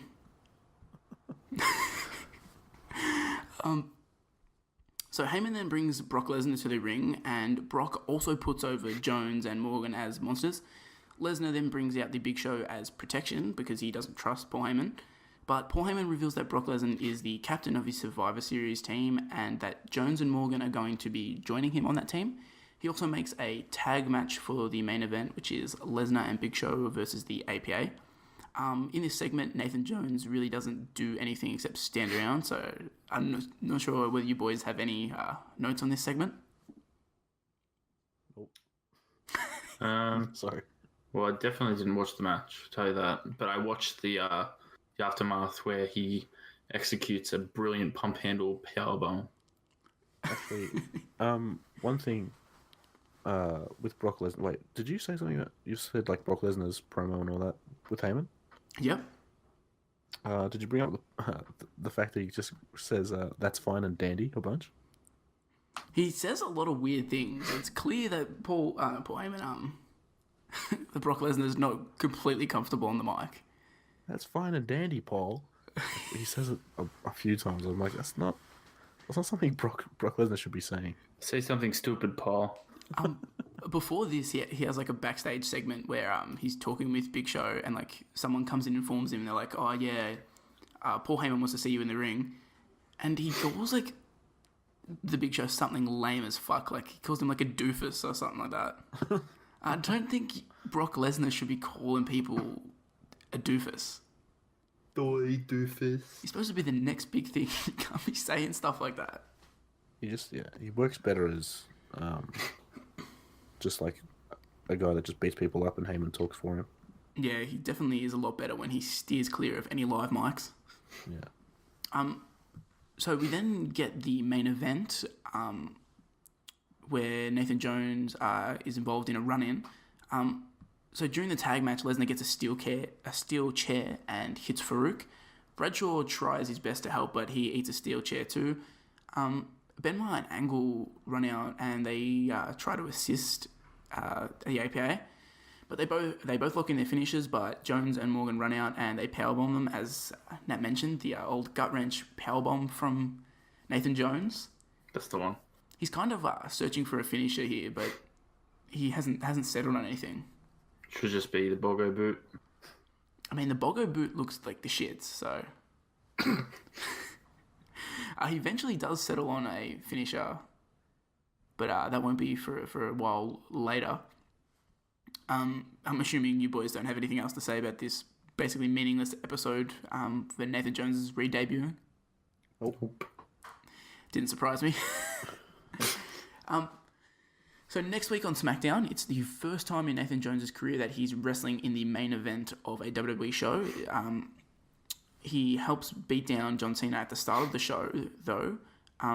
So John Cena beats Rey Mysterio in a match, I believe that is the tournament match, I think, from memory. And then Paul Heyman and Team Lesnar come out because they're impressed by the way Cena got the victory. Heyman then offers him a spot on the Survivor Series teams, but Cena declines. A-Train then attacks Cena from behind, leading to a beatdown. I just wanted to mention here that Paul Heyman's jacket that he's wearing here is some ugly-ass brown colour, and he should burn that jacket immediately. There's also, like, a lot of unprotected headshots going on at this time. Like, Lesnar gives one to Cena here, and it's just real hard to watch after John Cena. Chris Benoit went crazy and killed his family. Yeah, I actually had that in my notes for this episode as well. But chair shots to the head, it just I can't go back and watch them and be okay with it. Just knowing what we know now. Nathan Jones takes a good one. He does. Man. Everybody in this feud, I think, eats a fucking unprotected chair shot to the head. It's pretty hard to watch. Big Show here actually gives like Cena a pretty dope chokeslam, which I was impressed by. Wasn't really a chokeslam. Yeah, it's weird, but he gets Cena up like pretty high, considering Cena is not a small dude. He's pretty jacked here. Yeah. Gets him up pretty high, so shout out to the Big Show when he wasn't the drizzling shit and I didn't want him to retire. But again, yeah, this is not really a significant segment for Nathan Jones. Did we have any thoughts on it? Not really. No. This really sums up Nathan Jones' career. Yeah, it's not great. More importantly, later in the night, in the main event, we have Chris Benoit and Kurt Angle defeating A-Train, Brock Lesnar, Matt Morgan, and Nathan Jones via disqualification in 13 minutes and 54 seconds. And Nat, you're having a giggle there? I'm just reading your note. Matt Morgan is standing in the background stroking his own belly. Yeah, so what happens here is after the beatdown on Cena, they cut to backstage and all of Team Lesnar is standing around. They're kind of intimidating A-Train. A-Train thinks he might be in trouble, but they offer the 5th spot on Team Lesnar to him. And I just noticed out of the corner of my eye, Matt Morgan's just standing there stroking himself. And I'm just like, you do you, Matt, but probably not on television. I'm glad you pulled me up on that because I was probably going to skip over it. I started reading it and I was just pissed myself. So in this fatal four-way, 4-on-2 handicap match, Brock Lesnar joins commentary despite actually being in the match. Jones starts out against Angle, and the finish of the match sees the Big Show run in and attack Kurt Angle. Bradshaw runs out and hits a clothesline from hell, but is stopped by a Nathan Jones Boggo boot. John Cena then runs out and clocks Morgan and Jones in the head with a chair, but is eventually beaten down, and Team Lesnar stands tall to end the show. Would you say John Cena runs out and TikToks Morgan and Jones? He goes up to Jones and he goes, you know what? Tonight, it's a tick for you, bro. Talk for Matt Morgan. Smacks him in the head and he goes, Matt Morgan, talk. And then he goes over to A-Train and he goes, in between. Oh, wow. So what did you boys think of this match here? I mean, I think we should refer to Matt Morgan and Nathan Jones as Bob Brown and Drew Hutton. Am I right, boys? Huh? The founders of the Greens Party.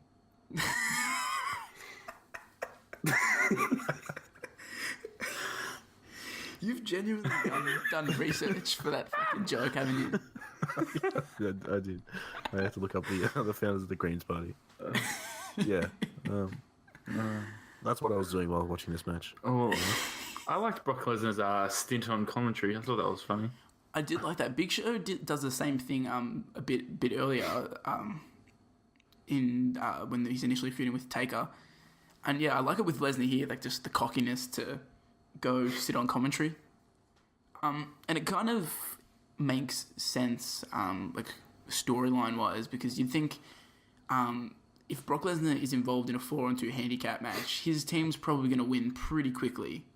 Yeah. So like, it kind of, especially with the 2 rookies out there who like they're being billed as green as fuck on commentary, so it kind of makes sense that Angle and Benoit are able to survive for as long as they do. I really like the sequence leading up to the finish of the match. It's basically just Kurt Angle cleaning house, suplexing everyone. He even takes down the straps, which got me hyped up. I felt like it was back in 2003. I feel like that's something you would have popped for, Pricey. Yeah, it's one of the spots you love. That's why you wear a singlet like that. It's just to take the straps down, I would have thought. It's straps down, instant pop. Jason Jordan used to do that. Not quite as much of a pop. Yeah, instant boo. Wow. No Jason Jordan fans in the house.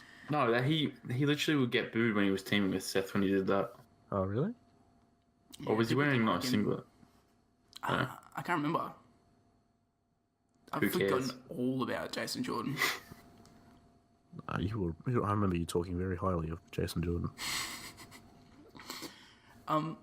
So Nathan Jones literally does not get back into the match after he tags out. He starts the match off, he tags out, and never gets back in, which basically that shows what they think of Nathan Jones at this point. That's his career. Yeah, it sums up his career. Overall, though, I thought this was a solid SmackDown main event. It's nothing special, but it's kind of the quality you would want from a main event on Raw or SmackDown, so you can't complain too much with the overall match quality. What did you boys think? It is what it is. That's about it. It's alright. Yeah, I mean, I was busy. Oh, actually, I do have one note for this match. Do you know when Big Show was on, not Big Show, Brock Lesnar was on commentary? Do you notice when Big Show was in the match, Matt Morgan and Nathan Jones just standing on the same side of the ring apron? I think I did, actually. I've got a photo of it. I could send it through text. A couple of real awkward boys. I thought that was a good summary of how green they really were. Yeah, that actually is a pretty good visual summary of where Jones and Matt Morgan are at that point of their careers. Alright, sending it now. But yeah, like, Nathan Jones really doesn't do a whole lot here. I feel like the whole match is basically like, after he gets tagged out, it's like A-Train, and then Brock Lesnar, when he decides to get his ass off commentary. And wow, that is an impressive photo, Nat, of them staying on the... Because I was just watching it, and then I'm hearing Brock Lesnar talking, I'm like, wait, why are they staying on the same side then? Well, is that them being green, or just savvy veterans for their age? Because they're both on hard cam, getting some face time. Maybe, but Nathan Jones looked stiff on the apron, just standing there. No, I'm going to side with you. He needs to grab the tag rope. But yeah, I don't think we have much more to say about this segment. I just want to finish off this one on saying Brock Lesnar gets on commentary and he says everybody from Australia is psycho in reference to Nathan Jones, and that is racist. Oh, 100%. Brock Lesnar, you are a piece of shit. Brock Lesnar is over party. If I clip out that little audio there and put it on Australian Wrestling Twitter, you can bet there'll be backlash. There'll be a huge beef. Ooh. I'm gonna drag him. Drag him, sis. Wig snatched. Oh, well, you'd fit right in with the 15-year-old girls.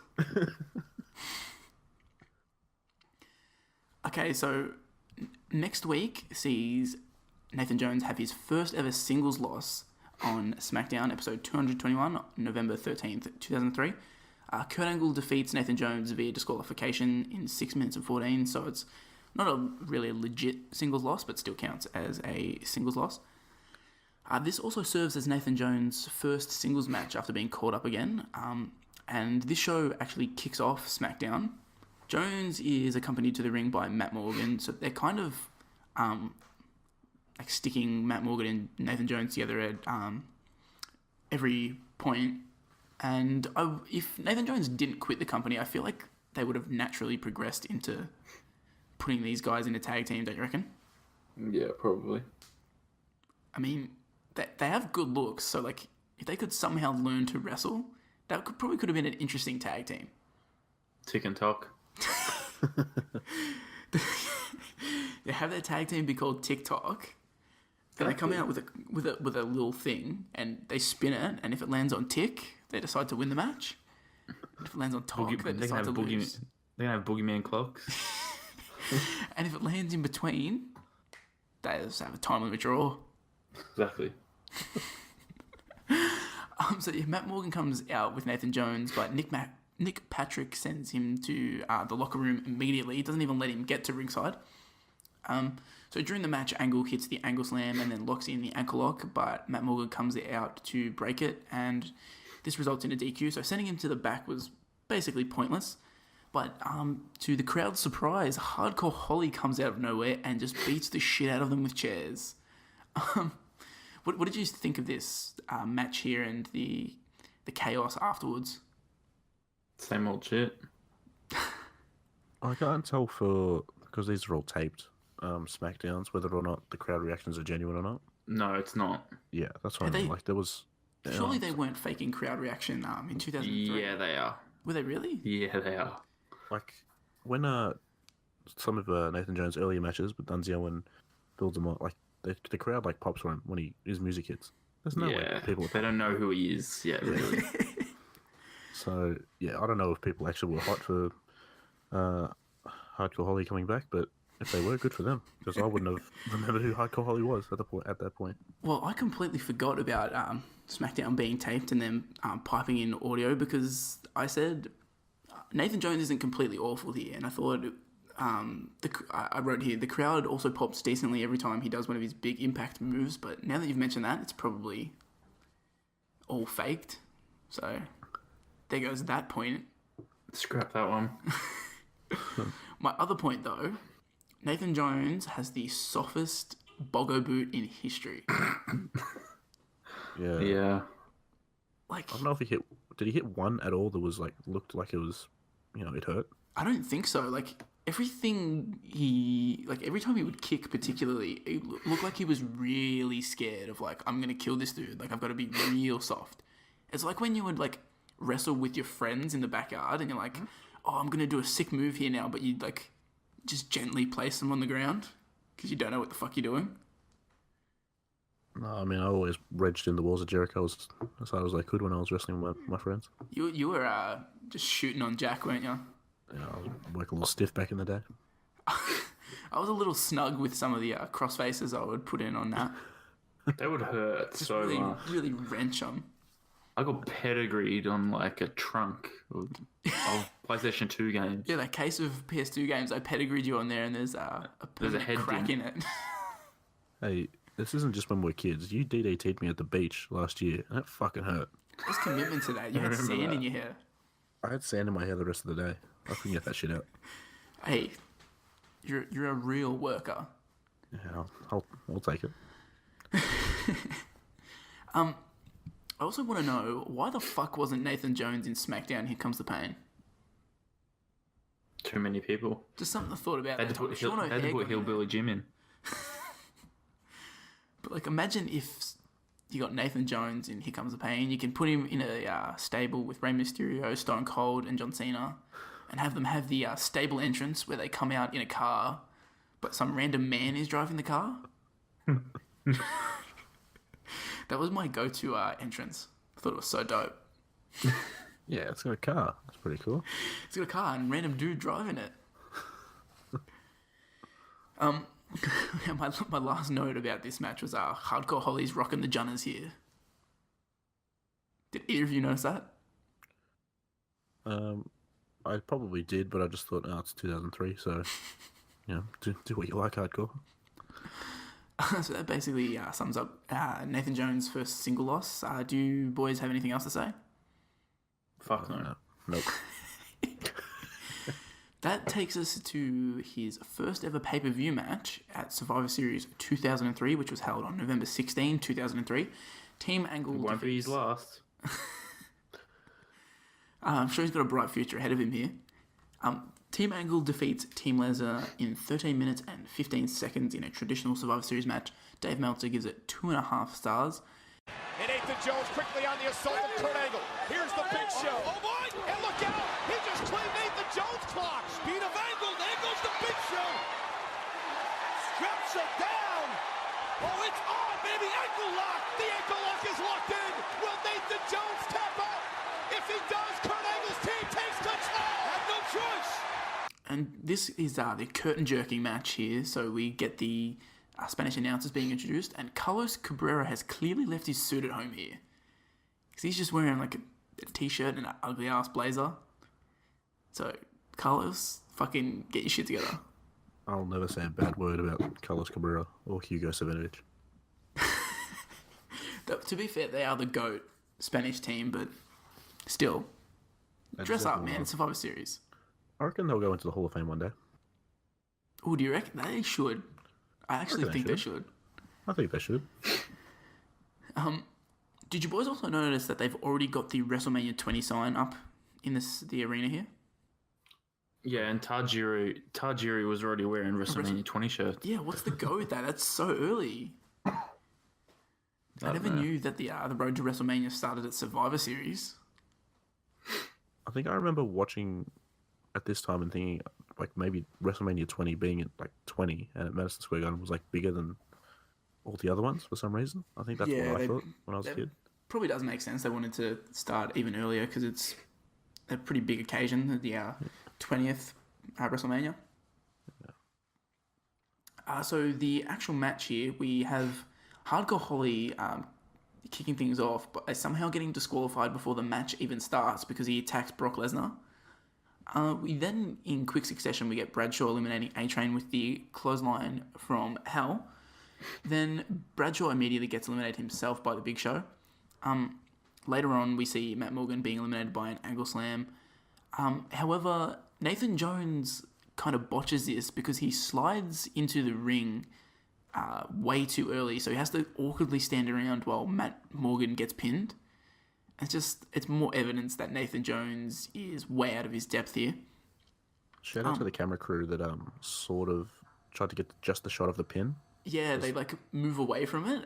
I'm like, that's actually commitment. Because if they had stayed on that shot, it would have been so awkward. I can imagine Nathan Jones was just standing there like, what the fuck do I do? Yeah, that was pretty bad. So then Nathan Jones basically immediately after this botch submits to the ankle lock. And eventually, a couple minutes later, Cena grabs his chain and hits the Big Show and then hits an FU, which gives him the win. I don't know about you guys, but I'm still baffled. I was baffled the first time I watched this, and I'm still baffled today as to why Lesnar and Kurt Angle get eliminated so early here.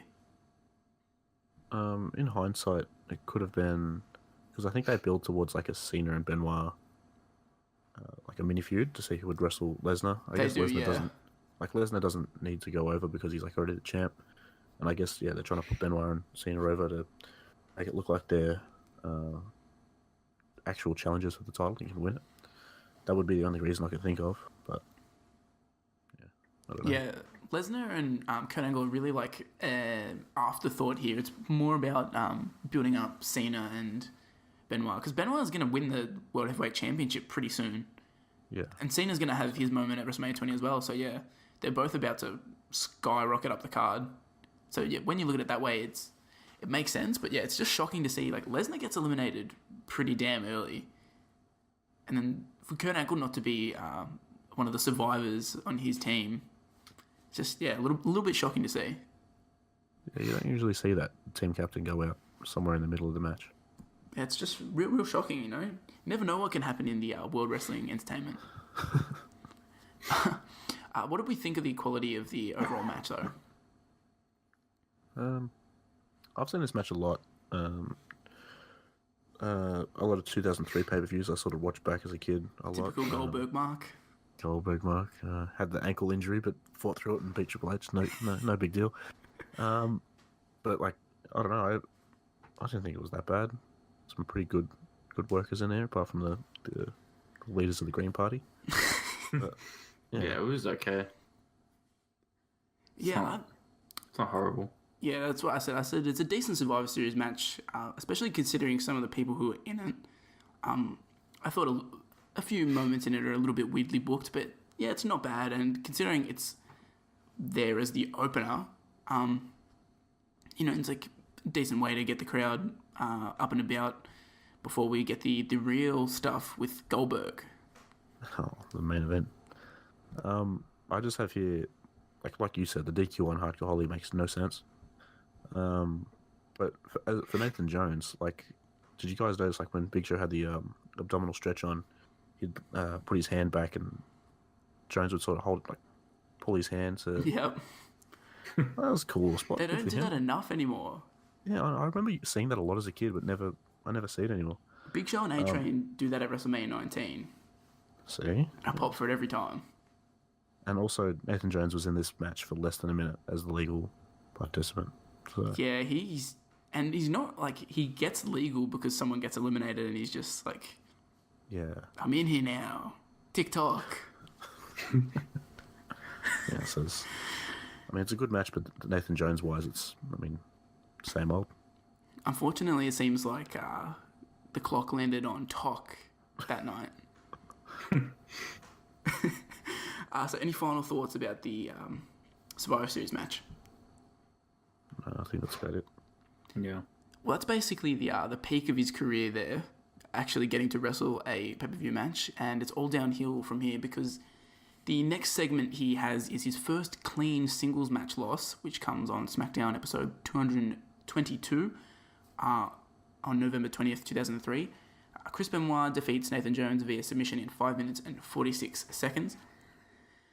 And Brock Lesnar comes out before the match to kind of support Nathan Jones, which I was surprised by. I would have thought immediately after Survivor Series they would have had Brock sort of distance himself from Nathan Jones and Matt Morgan, but apparently not. Straight away into this. But for the match itself, Benoit reverses a move from Nathan Jones into the crippler crossface, and Lesnar tries to get involved, but Benoit fights him off. He then locks in the crossface again and wins. After the match, Lesnar beats him down and hits him with the belt, which leads to Hardcore Holly running out and beating him down in his junners again. But this time, Paul Heyman sends out the police to break it up, and he tells Hardcore Holly that he's indefinitely suspended. What did we think about this, career-shattering moment of Nathan Jones' first clean loss? It's the end of the Boggo Road. This is just like Boggo Road Jail being closed down for good. I didn't really have much to say about this one. I didn't really care for it. One thing I noticed was he did it twice. Whatever submission he had locked in, he was facing the opposite way to hardcam. He had his back to hardcam for a good minute. I don't know if you noticed that or... I didn't actually. No, but he was... Yeah, I thought Benoit might have... Because, Benoit sort of got out of it for a second and he went back into it. I thought Benoit might have pointed out to him, but... I thought that was pretty interesting, but, yeah, not much to say about this one. I personally, for the match, I thought it isn't great, but I don't think Jones was completely terrible here. I thought he was, serviceable, wasn't completely shithouse. So, that's a step up. I did notice, though, that apparently Nathan Jones only owns 2 pairs of tights. Because he wore one specific pair of tights before he was sent to OVW, and then he has this red pair that he wears every single time afterwards. Like, come on, the dude can afford some new pairs. Change it up, bro. Maybe he wasn't around long enough to show off his other pairs. Thought he was going to be around longer. He's like, I'll save pair number 3 for my 04 run. I'll debut him at the Rumble. Didn't happen. So I think that does us for that SmackDown, which takes us to SmackDown number 223, and apparently Nathan Jones is just wrestling all the time now because Nathan Jones defeats Shannon Moore via pinfall in 3 minutes and 28 seconds. This kicks off Nathan Jones' final night on WWE television, and Shannon Moore is nursing injured ribs because of his match with Matt Morgan last week. It appears Shannon Moore is being punished by Paul Heyman because Matt Hardy jumped ship to Raw when his contract expired, which I actually think is a pretty solid angle, to be honest. It gives Shannon Moore something to actually do without Matt Hardy, which is actually a good idea from the writing team. So Jones pins Moore after some weird flippy slam move, which Cole calls a gut-wrench suplex. what do we think of Nathan Jones' final single match on TV here in the WWE? Different. I thought Shannon Moore bumped for him pretty well. Has some pretty crazy spots in there. I just had most of it. I sort of wrote down was just that you were in love with Shannon Moore. Fuck Shannon Moore. I wrote here, Shannon Moore deserves better than this. But also, I thought this is a really entertaining squash match. I didn't think it was that bad. Like, usually I'm like completely checked out when I know there's going to be a squash match. But here, I actually really enjoyed this. Like, there are really cool spots here, particularly the ones Shannon Moore does when he's up on the top rope, one to the outside and one back into the ring. Like, it genuinely like popped me while I was watching it. Yeah, I thought Shannon Moore did a good job. So, I don't know. I'm probably giving Shannon Moore more praise than Nathan Jones, which sums it up again. But yeah, well, for a squash match, it was pretty good. A lot of it is on Shannon Moore for taking like some pretty huge bumps, but like, I mean, Jones does show off his like strength pretty good here. So I think, as far as I'm concerned, I reckon this might actually be the best match Nathan Jones had. And like reflecting on it, I feel like he has based on this match, he has a little bit of future potential. This is what they should have had at the start of his run. Exactly. Like, this is how he should have been brought in. Instead of, learn to collar and elbow tie up while fans pour into the arena. They missed the boat, I think. Definitely missed the boat on Nathan Jones, TikTok. What do you think, Nat? You're being a bit quiet there. I just thought this was fine. I didn't write anything. Just watched it. Just took it in, really enjoyed it. Just inhaled the Boggo air. Drink it in, man. Actually, quickly, is Shannon Moore related to Darcy Moore? I think so. They got similar haircuts. Yeah. Good. Well, hopefully they are. I hope Darcy Moore has a better career than Shannon Moore did in the WWE. You reckon Darcy Moore's going to go to WWE? I'd be okay with that. I reckon he'd probably work out at least as good as Nathan Jones. Darcy Moore would definitely stuff his tights. And he would be one of those wrestlers that wrestles with the drawstrings out.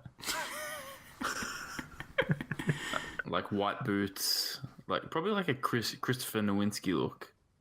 Yeah, I could see that working. I might DM him, tell him to get into it. Fuck playing for Collingwood, who cares? So, I don't know if you kept watching after this, but the segment after is a Thanksgiving dinner, and the fucking Bashams are eating in their full gimp outfits. I did not see this, nor do I want to.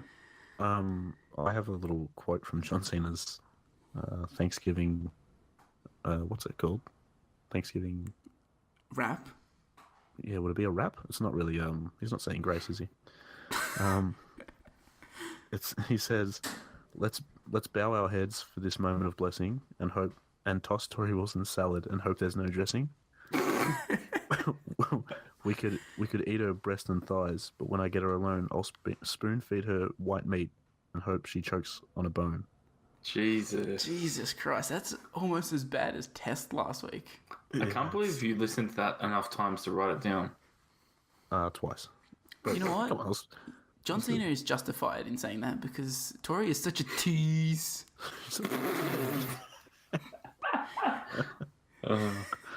That's very cool. I mean, he says some stuff to Dawn Marie and Shaniqua after that as well.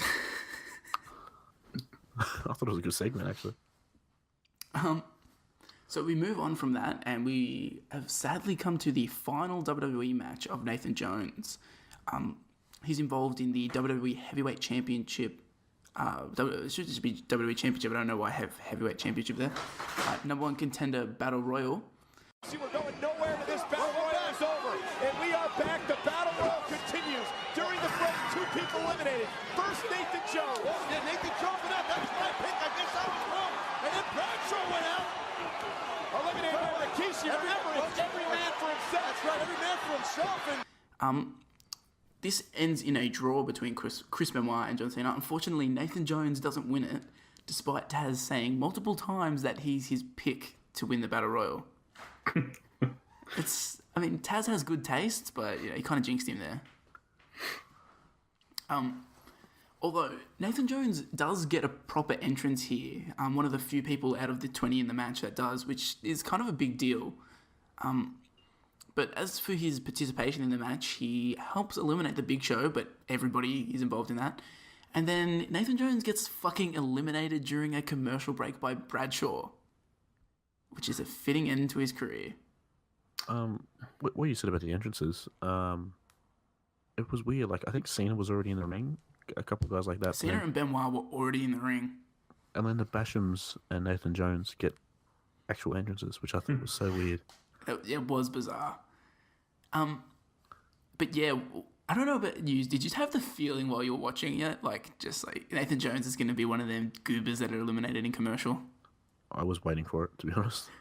I had my eye on him the whole match, and then when they cut back, I quickly scanned the ring, and I'm like, fuck, they did it. I was doing the same thing when they come back from commercial. It really is a fitting end to his career, though. Yeah, it is. Yeah. Come in, show some promise, have the entrance, and then get eliminated during commercial. I'm assuming we don't have much more to say because there's really not a lot to say about that. Yeah. So yeah, that does it for his career because Jones, after this, wrestles a couple of house show 6-man tags in Singapore before telling the WWE on the 6th of December that he was quitting the company due to the rigour of WWE's heavy travel schedules. This was while they were on tour in Perth in Australia. I just had here, I thought it was pretty shitty that Jones didn't even stay on to work the matches on the Australia tour. Like, he's not a big name, but I reckon there was still, a lot of people excited to see the first prominent Australian superstar. Maybe he thought the Popo would come to get him. Maybe he hasn't actually served all his time. Yeah. Plot twist. But yeah, I thought it was kind of shitty that he doesn't even work any matches on the tour. He quits before the first show. He could have waited. Wouldn't you want to just get one last payday and then sit at home? But, he quits in Perth. He walks out of the Perth house show, but he's not even from Perth. At least wait until they go to Queensland. You could get a free ride home. You still have to pay for your ticket to Queensland. Yeah. Fucking ding dong. You said that. Probably fucking walked. talk. There's not a whole lot of info out there about Nathan Jones walking out on the company, but I've managed to scrape together a little bit. So one of the reports here says he survived a hefty sentence in a maximum security Australian prison, but the WWE's grueling tour schedule proved to be too much for poor Nathan Jones. The Aussie superstar apparently called it quits in the middle of the Smackdown brand's tour of his homeland this week, walking out of the house show in Perth and vowing his WWE career is over. According to multiple reports, several wrestlers tried to talk him out of the decision, but his mind was made up. Jones, who has struggled with the company's wrestling style and schedule since his debut, was playing a bodyguard character for Paul Heyman on SmackDown alongside Tough Enough graduate Matt Morgan. Now, just quietly, who do you reckon were the wrestlers that tried to talk him out of his decision? The FBI. The FBI, maybe Matt Morgan. And said, don't quit. Maybe Brock. Do you reckon? Nah, Brock doesn't care enough. Big Show? Maybe Taker. Maybe. I could see him being like that. Big Show's a good show, I think. Taker and Show probably could have done it. They're locker room veterans. I feel like Benoit was too much of a just asshole to ever do that. Funaki. Funaki come on as they say, #1 SmackDown announcer. #1 SmackDown bodyguard. And Nathan Jones just said, TikTok. My career's landed on talk today.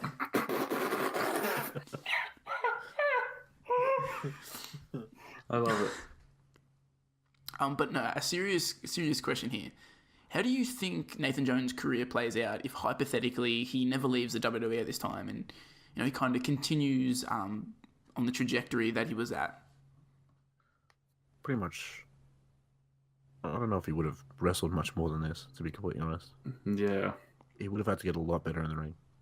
Because he had all that time and he even went back to OVW, he still didn't get that much better. Yeah. How much longer are you going to wait on him? And that's a good point, yeah.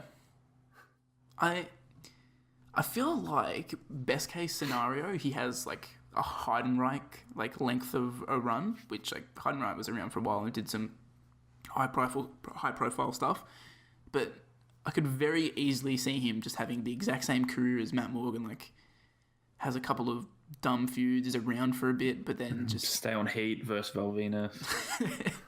Have your matches commentated. Then they do a gimmick where Val Venus was in Australia and he's actually his son. Yeah, have Todd Grisham commentate your matches while he's in that bed. Pervert Todd Grisham. But yeah, this is the good stuff. Yeah, I could see him just having a career like Matt Morgan, and then one day he's just not on the show anymore. Yeah, like I definitely don't see him ever doing anything of real significance. I think we can all agree on that. Yeah. So after leaving the WWE, Nathan Jones was scheduled to make his pro wrestling return in 2004 at the Australian Wrestling Super Show 3. Might be a bit of copyright there with Super Show-Down, eh? Ooh. He was booked to wrestle Mark Mercedes. But Nathan Jones did not appear as advertised, and a battle royal was held instead. This was following an angry shoot promo on Jones by Mercedes and promoter Andy Raymond. Fun fact, we've actually watched Mark Mercedes in PWA. How do you know that? The name just rings a bell. I know we've watched him. I only remember watching Crackerjack and the Captain. For some reason, I just saw that name. I'm like, I swear we've seen him. I'm pretty sure. Mark Mercedes was in WCW. Good for him. What? Oh my god, why did we not know about this? We could have done him in the poll. I kind of recognize... Oh my god, Nat, if you look this up, you'll recognize him. I reckon you'll recognize him. I'll search it up. Wow, he really wrestled in WCW. In 1993, he worked on WCW Saturday Night and WCW Worldwide, and wrestled Rick Rude on WCW television. He performed dark matches in the 2000 tour. Wow. Yeah, I do remember him. Yeah, I kind of remember his gear. Pricey, you ever go to PWA at the Dragonfly? Geez, the Dragonfly was just a hop, skip, and a jump away from me, so I don't know why, but unfortunately... You didn't go watch PWA at Pipeworks? No, sorry. No, that's unfortunate. Yeah, I know I've missed out, haven't I? Oh, man, I tried to look him up on Pro Fight Database, but unfortunately his doesn't have any recollection of his WCW career on here, so I doubt it ever happened. He was at an OVW taping in 2003, though. He wrestled against J.R. Ryder. Some fucking jobber. So moving on, in 2005 he wrestled 3 matches, as I mentioned earlier, for World Series Wrestling. On the 5th of October he defeated Lee Starr, and on the 7th of October and 8th of October he defeated Mark Hilton. After his last match with Hilton, he immediately retired from wrestling. So I feel like if we wear Nathan Jones shirts to World Series Wrestling, it makes us seem like real committed fans of the promotion. I think it'd be fucking hilarious. I think we should do it, actually. I'm trying to get some good photos of it. I'm sure we can. Next up in his career, we have something that I didn't realise is Nathan Jones starring alongside Stone Cold Steve Austin in the 2000 film The Condemned. So the WWE, going back and doing business with him for that film. Nice. Have either of you seen The Condemned? Nope. No, I haven't. You bought The Condemned on DVD for me, Nat, which I appreciate. I still haven't watched. But you know what? I've read the novelization of The Condemned.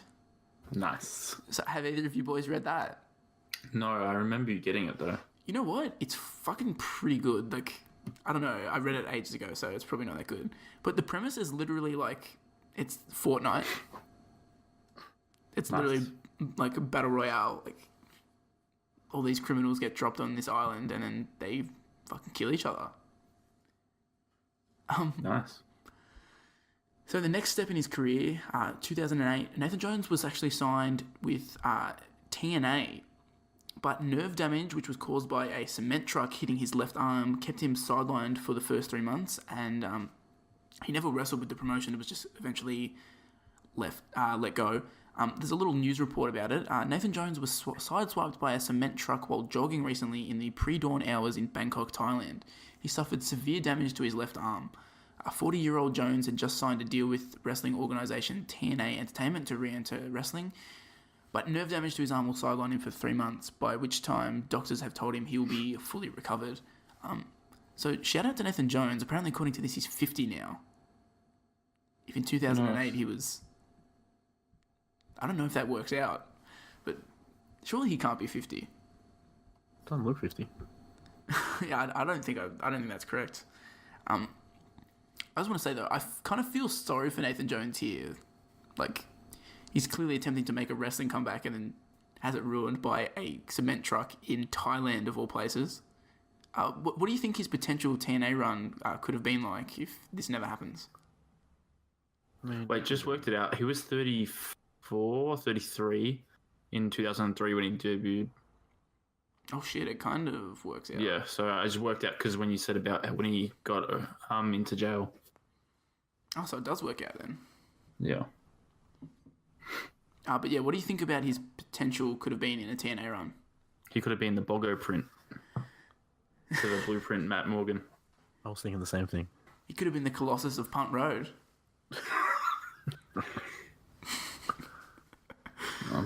Boggo to Boggo Road instead of Victory Road. Boggo for glory. I just wanted to see him hit a few more Boggo boots. I would have watched this. 2008 was my time for TNA. Would they have called him Jason Nones? No, they would have called him Nathan Jones because that's his real name. No, Jason Nones. And he would have said Tok Tick. Yeah, I don't think he would have done much in TNA. It would have been like plenty of other people who just cycled through TNA at that point in time. I doubt he goes on to do anything of any note. Maybe he wrestles Generation Me, maybe not. Maybe he wrestles Okada, maybe he wrestles Naito. Exactly right. He could have wrestled Shannon Moore again. That would have been best for all parties. 5 years in the making. So in 2014, this is the latest goss. He stars in a bunch more movies, and Nathan Jones is actually doing pretty well for himself as an actor at the moment. So I'm proud of him. But the last thing he did wrestling related is in 2014, the WWE uploaded this random ass video of Nathan Jones to their YouTube channel. And did both of you watch this? Yeah, I read that comment there.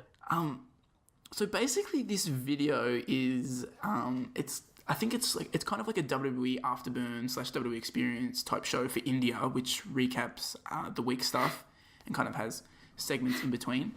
And it's got Nathan Jones on there just dancing with the hosts. Yeah, it's I don't know what to make of it, to be honest. Like, I struggle genuinely to fathom why this is a thing. Like, I assume it's like him, because I know he's done like Bollywood movies and stuff, so I'm assuming it's him promoting a Bollywood movie. But it's so random that they would have this guy who was basically on WWE TV for like 2 months total come in and do this, and even weirder that they uploaded it to their YouTube channel. I'm watching it right now. It's bizarre. Like, the dancing is something else. It exists. It's definitely up there. He kind of dances like Teddy Long. I don't know.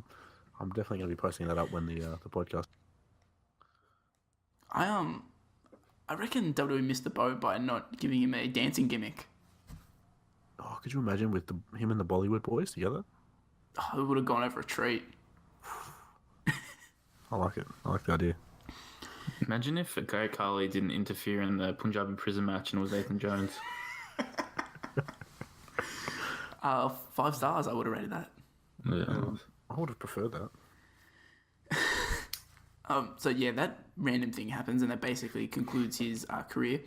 I just got a few Nathan Jones fun facts for you all here. He was featured in a grand total of 19 segments during his WWE career. He wrestled just 8 matches in total and finished with a win-loss record of 3-5. The longest match he ever wrestled was a handicap match that went 13 minutes and 54 seconds, which was longer than the pay-per-view match, surprisingly. His longest singles match was with Kurt Angle, and that went for 6 minutes and 14 seconds. So not much of a surprise that his singles matches didn't last very long because he couldn't go in the ring at all, which was backed up by him being awarded the Most Embarrassing Wrestler and Worst Wrestler of the Year awards by Dave Meltzer's Wrestling Observer newsletter in 2003. Do you reckon he deserved this in 2003? What would Dave Meltzer know? I don't think Dave Meltzer... I think these are like the fan-voted ones. I think. Oh, well then fair enough. Yeah, that's fine then. If Meltzer did it, he'd get my blood to the boiling point. I'd be a little hot, but if it's the Americans voting on it, it doesn't surprise me. They're all racist towards us. And they're racist. Just because they see a criminal and they think just like, oh... They think Australia doesn't exist and we're all actors. Some other fun facts. On Nathan Jones' birthday this year, Lance Storm tweeted, "Every time I saw this guy, it seemed like he got bigger. I don't just mean over time. Sometimes it was later in the same day." Oh, good one. Maybe he just saw Stone Cold and then Nathan Jones walked past. So Nathan Jones got big. When did Lance Storm ever see Nathan Jones? They worked on different That's interesting. shows. Was it just like at WrestleMania? He's like, "Oh, you're big." And then at Survivor Series. "Oh, you're bigger." And some to cap it off, some real random trivia here. For the New Japan fans here, Togi Makabe was the Japanese dub voice actor for the Japanese kind of version of Mad Max Fury Road, and he played Nathan Jones' character. So I just thought that was pretty cool that they replaced a wrestler Who is with a that? wrestler. I don't know who that is. Makabe, you've probably seen him. He's the dude that he wears a chain. That probably doesn't help, but No, it doesn't at all. just Google Togi Makabe and I think you've seen. He's one of the older dudes. Okay. Like the mid 2000s was his era. I think he was IWGP champion. But yeah, he was part of the Bob Sapp era.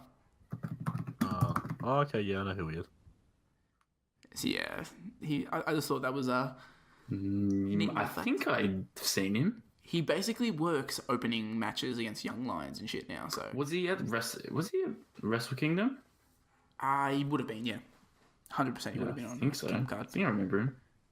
But yeah, just one for the New Japan fans and one for the Mad Max Fury Road fans. Nice. So, what are our favourite match/segment of Nathan Jones' career? Segment. I think his vignettes are still. I think they hold up. They're pretty cool. Match. I don't know if it's an easy way out to say the Survivor Series match. He's like a match where it's just him. Probably the one with Shannon Moore, I guess.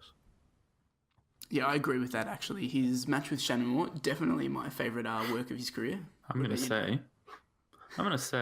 the Nunzio match because it was the least amount of time we had to watch for him, Yeah, fair. Good call.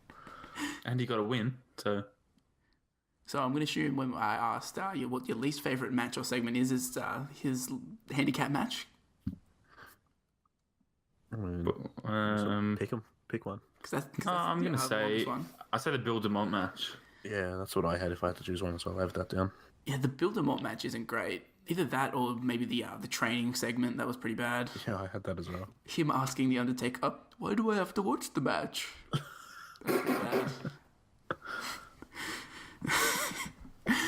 Yeah, there's a lot to choose from. Most of it is pretty bad. Shannon Moore is like the one thing I actually enjoyed. So what are your final overall thoughts on his career? Well, that was the thing that happened. So yeah, out of all the careers that happened, Nathan Jones was one. That was one of them. I think it's just a missed opportunity. Character-wise, it seemed like they had something for him, but just couldn't get the in-ring work to a high enough level, I guess. Yeah, there was definitely some potential there, but I don't know. It was a combination of Jones not being good enough and booking just not really trying to follow through with one kind of direction. Yeah, they never pulled the trigger, really. So yeah, it's kind of a perfect storm of having a shitty career. Well, just like everyone says, bring back the Nation of Domination with current wrestlers. Let's get an Australian stable, Nathan Jones in a suit. I'm furious. Manages all the Australians. I'm furious that there was no Nathan Jones at Super Showdown. Have either of you watched it back on the network? Was there a mention of Nathan Jones? No, I haven't watched back yet. I watched the Daniel Bryan match to see what happened because we missed it, and that's it. So finally, do you think Nathan Jones has any legacy at all when it comes to Australian wrestling? I saw this question and I wrote down his legacy for me will always be the guy that was in that Survivor Series match that was Australian, and he's the second best Nathan Jones I know. Good point. I'm gonna say yes, and his legacy is. I think he's like, even though it was Outback Jack, this is like the first big Australian wrestler. Even though probably not everyone remembers him now, but still it was a big deal at the time, I guess. Yeah, I think he kind of does in that he's the first Australian in the WWE to kind of make it big, but like no one really remembers him, and he didn't really kind of influence the people that came after him. I think like Emma had a way bigger impact. She kind of opened the floodgates for more Australians to make it into the WWE. I feel like people might have looked at Nathan Jones and been like, yeah, we probably need to pump the brakes on these Australians. Yeah. Well, I think Nathan Jones had a better career than fellow Australian Nia Jax. Yeah, fellow Australian Nia Jax is just, she fucking sucks. She's a coward. Coward. We don't take kindly to cowardly Australians. We get the big boot on and kick him in the Boggo boot. So that basically does us here. And Nat, I'm going to skip over your Nitro Grill ad for this week because we're almost fucking 3 hours long here. Well, brother, this is the ultimate. Oh shit, man! Hulk Hogan just broke into the podcast studio. Oh, give me a second. I'm gonna clear my throat. Oh wait, he's just. This is the ultimate, brother. I'm telling you about the WCW Nitro Grill, brother. Get down January 12th, 1999 to eat where the big boys eat. Get yourself a Spring Stampede sirloin, a Hogan burger, or Jimmy Hart's pasta. Get to the gift shop and eat with the big boy eat. Well, that's even the second time. That's even more mind blowing. Listening to. I'll be honest, my throat hurts from Super Showdown. Oh, really? too much chanting for Leo Rush. I kept saying "woo" like the whole time for fucking Charlotte. Oh, thanks for the mic back, Hogan. Thanks, buddy. So with that out of the way, that basically does us here. Thanks for listening to the Wrestle Hunks podcast. You can find the show on Twitter at Wrestle Hunks Pod. I'm on Twitter as @SauceMarlow. Pricey is on Twitter as @EvilBrodyPrice. And Nat is on Twitter as @NathMarlow. He's probably going to be getting into a bunch of Twitter beef, so make sure you follow him for that. You can also find the show on iTunes, Stitcher, Google Play, YouTube, and Spotify is going to be submitted to soon, but they can take ages to finally put your podcast up, so who knows when that's coming. Also, feel free to rate us on iTunes. Give us the old Dave Meltzer 5 stars in the Tokyo Dome. And at the end of every show, we each have a suggestion for something to cover on next week's episode that we put up in a Twitter poll and you guys decide on. Pricey, I think you suggested the idea of doing something SmackDown 1000 related. Yeah, I thought we'd jump the gun. Every time we've come up with like a theme idea, it's been like the poll leading up to it, and then we'd release the podcast after it happened. So I figure we get the poll in beforehand and then record, and I think it'll come out roughly around the same time as SmackDown 1000. So yeah, just something SmackDown related this week. Well, Nat's jumped the gun early, and he's decided. That's a SmackDown pay-per-view. So it is.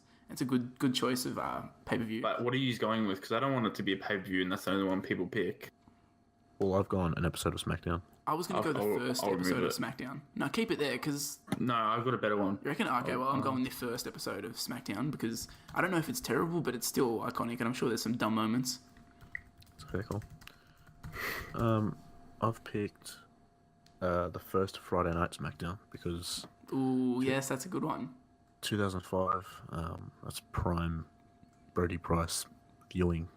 Post, school's finished, and you just get home and watch Fox 8. That's yeah. So I've got, I don't know, I assume it's probably going to be good because it was 2005. Hopefully Simon Dean's on it, but that's what I'm going with. So Can I do the Laxatives Big Show episode? 100% you can do the Big Show Laxatives episode. I'm going to have to look up what episode that actually is, but yeah, we can do that. So what have we got? We got, I think... What's August 30th, 2016? I can quickly look it up, but I'm pretty sure it's bad. And it's more recent, so I feel like it's a good one to have in there, a more recent one. Where are the results? Or we just put the May 24th, 2001 episode and don't tell them it's TLC. Nah, see, I want to keep that for the eventual TLC one. The TLCs that are on Raw and SmackDowns. So, some of the matches we got here, we've got the Tag Team Tournament first round match, the Hype Bros versus the Vaudevillains. We've also got AJ Styles versus Apollo Crews. Bray Wyatt is delivering a sermon for the Serpent. Jesus. Natalya and Alexa Bliss versus Naomi and Becky Lynch.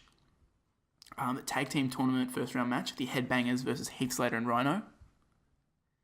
Baron Corbin versus Dean Ambrose. That's the main event. What about the Where To Teddy episode? Do you want to do that? The Where To Teddy episode? Yeah, fuck it. Just put it in. Okay, Where To Teddy. We'll work out what it is. Hopefully it's shit. So yeah, that's our episodes for the poll this week. The first episode of SmackDown, the episode where Eddie Guerrero gives laxatives to the Big Show, the first ever Friday Night SmackDown on September 9, 2005, and the Where To Teddy episode. So make sure you look out for that poll. And that basically does us this week. Do you boys have anything to say before we sign off? I'm trying to think of something funny, but I can't. Well, I'm just going to chuck it out to Fred Durst. Play the music. Fuck Fred Durst, man. Piece of shit. That's all for this week. Everybody stay hunky except Fred Durst. He can get fucked.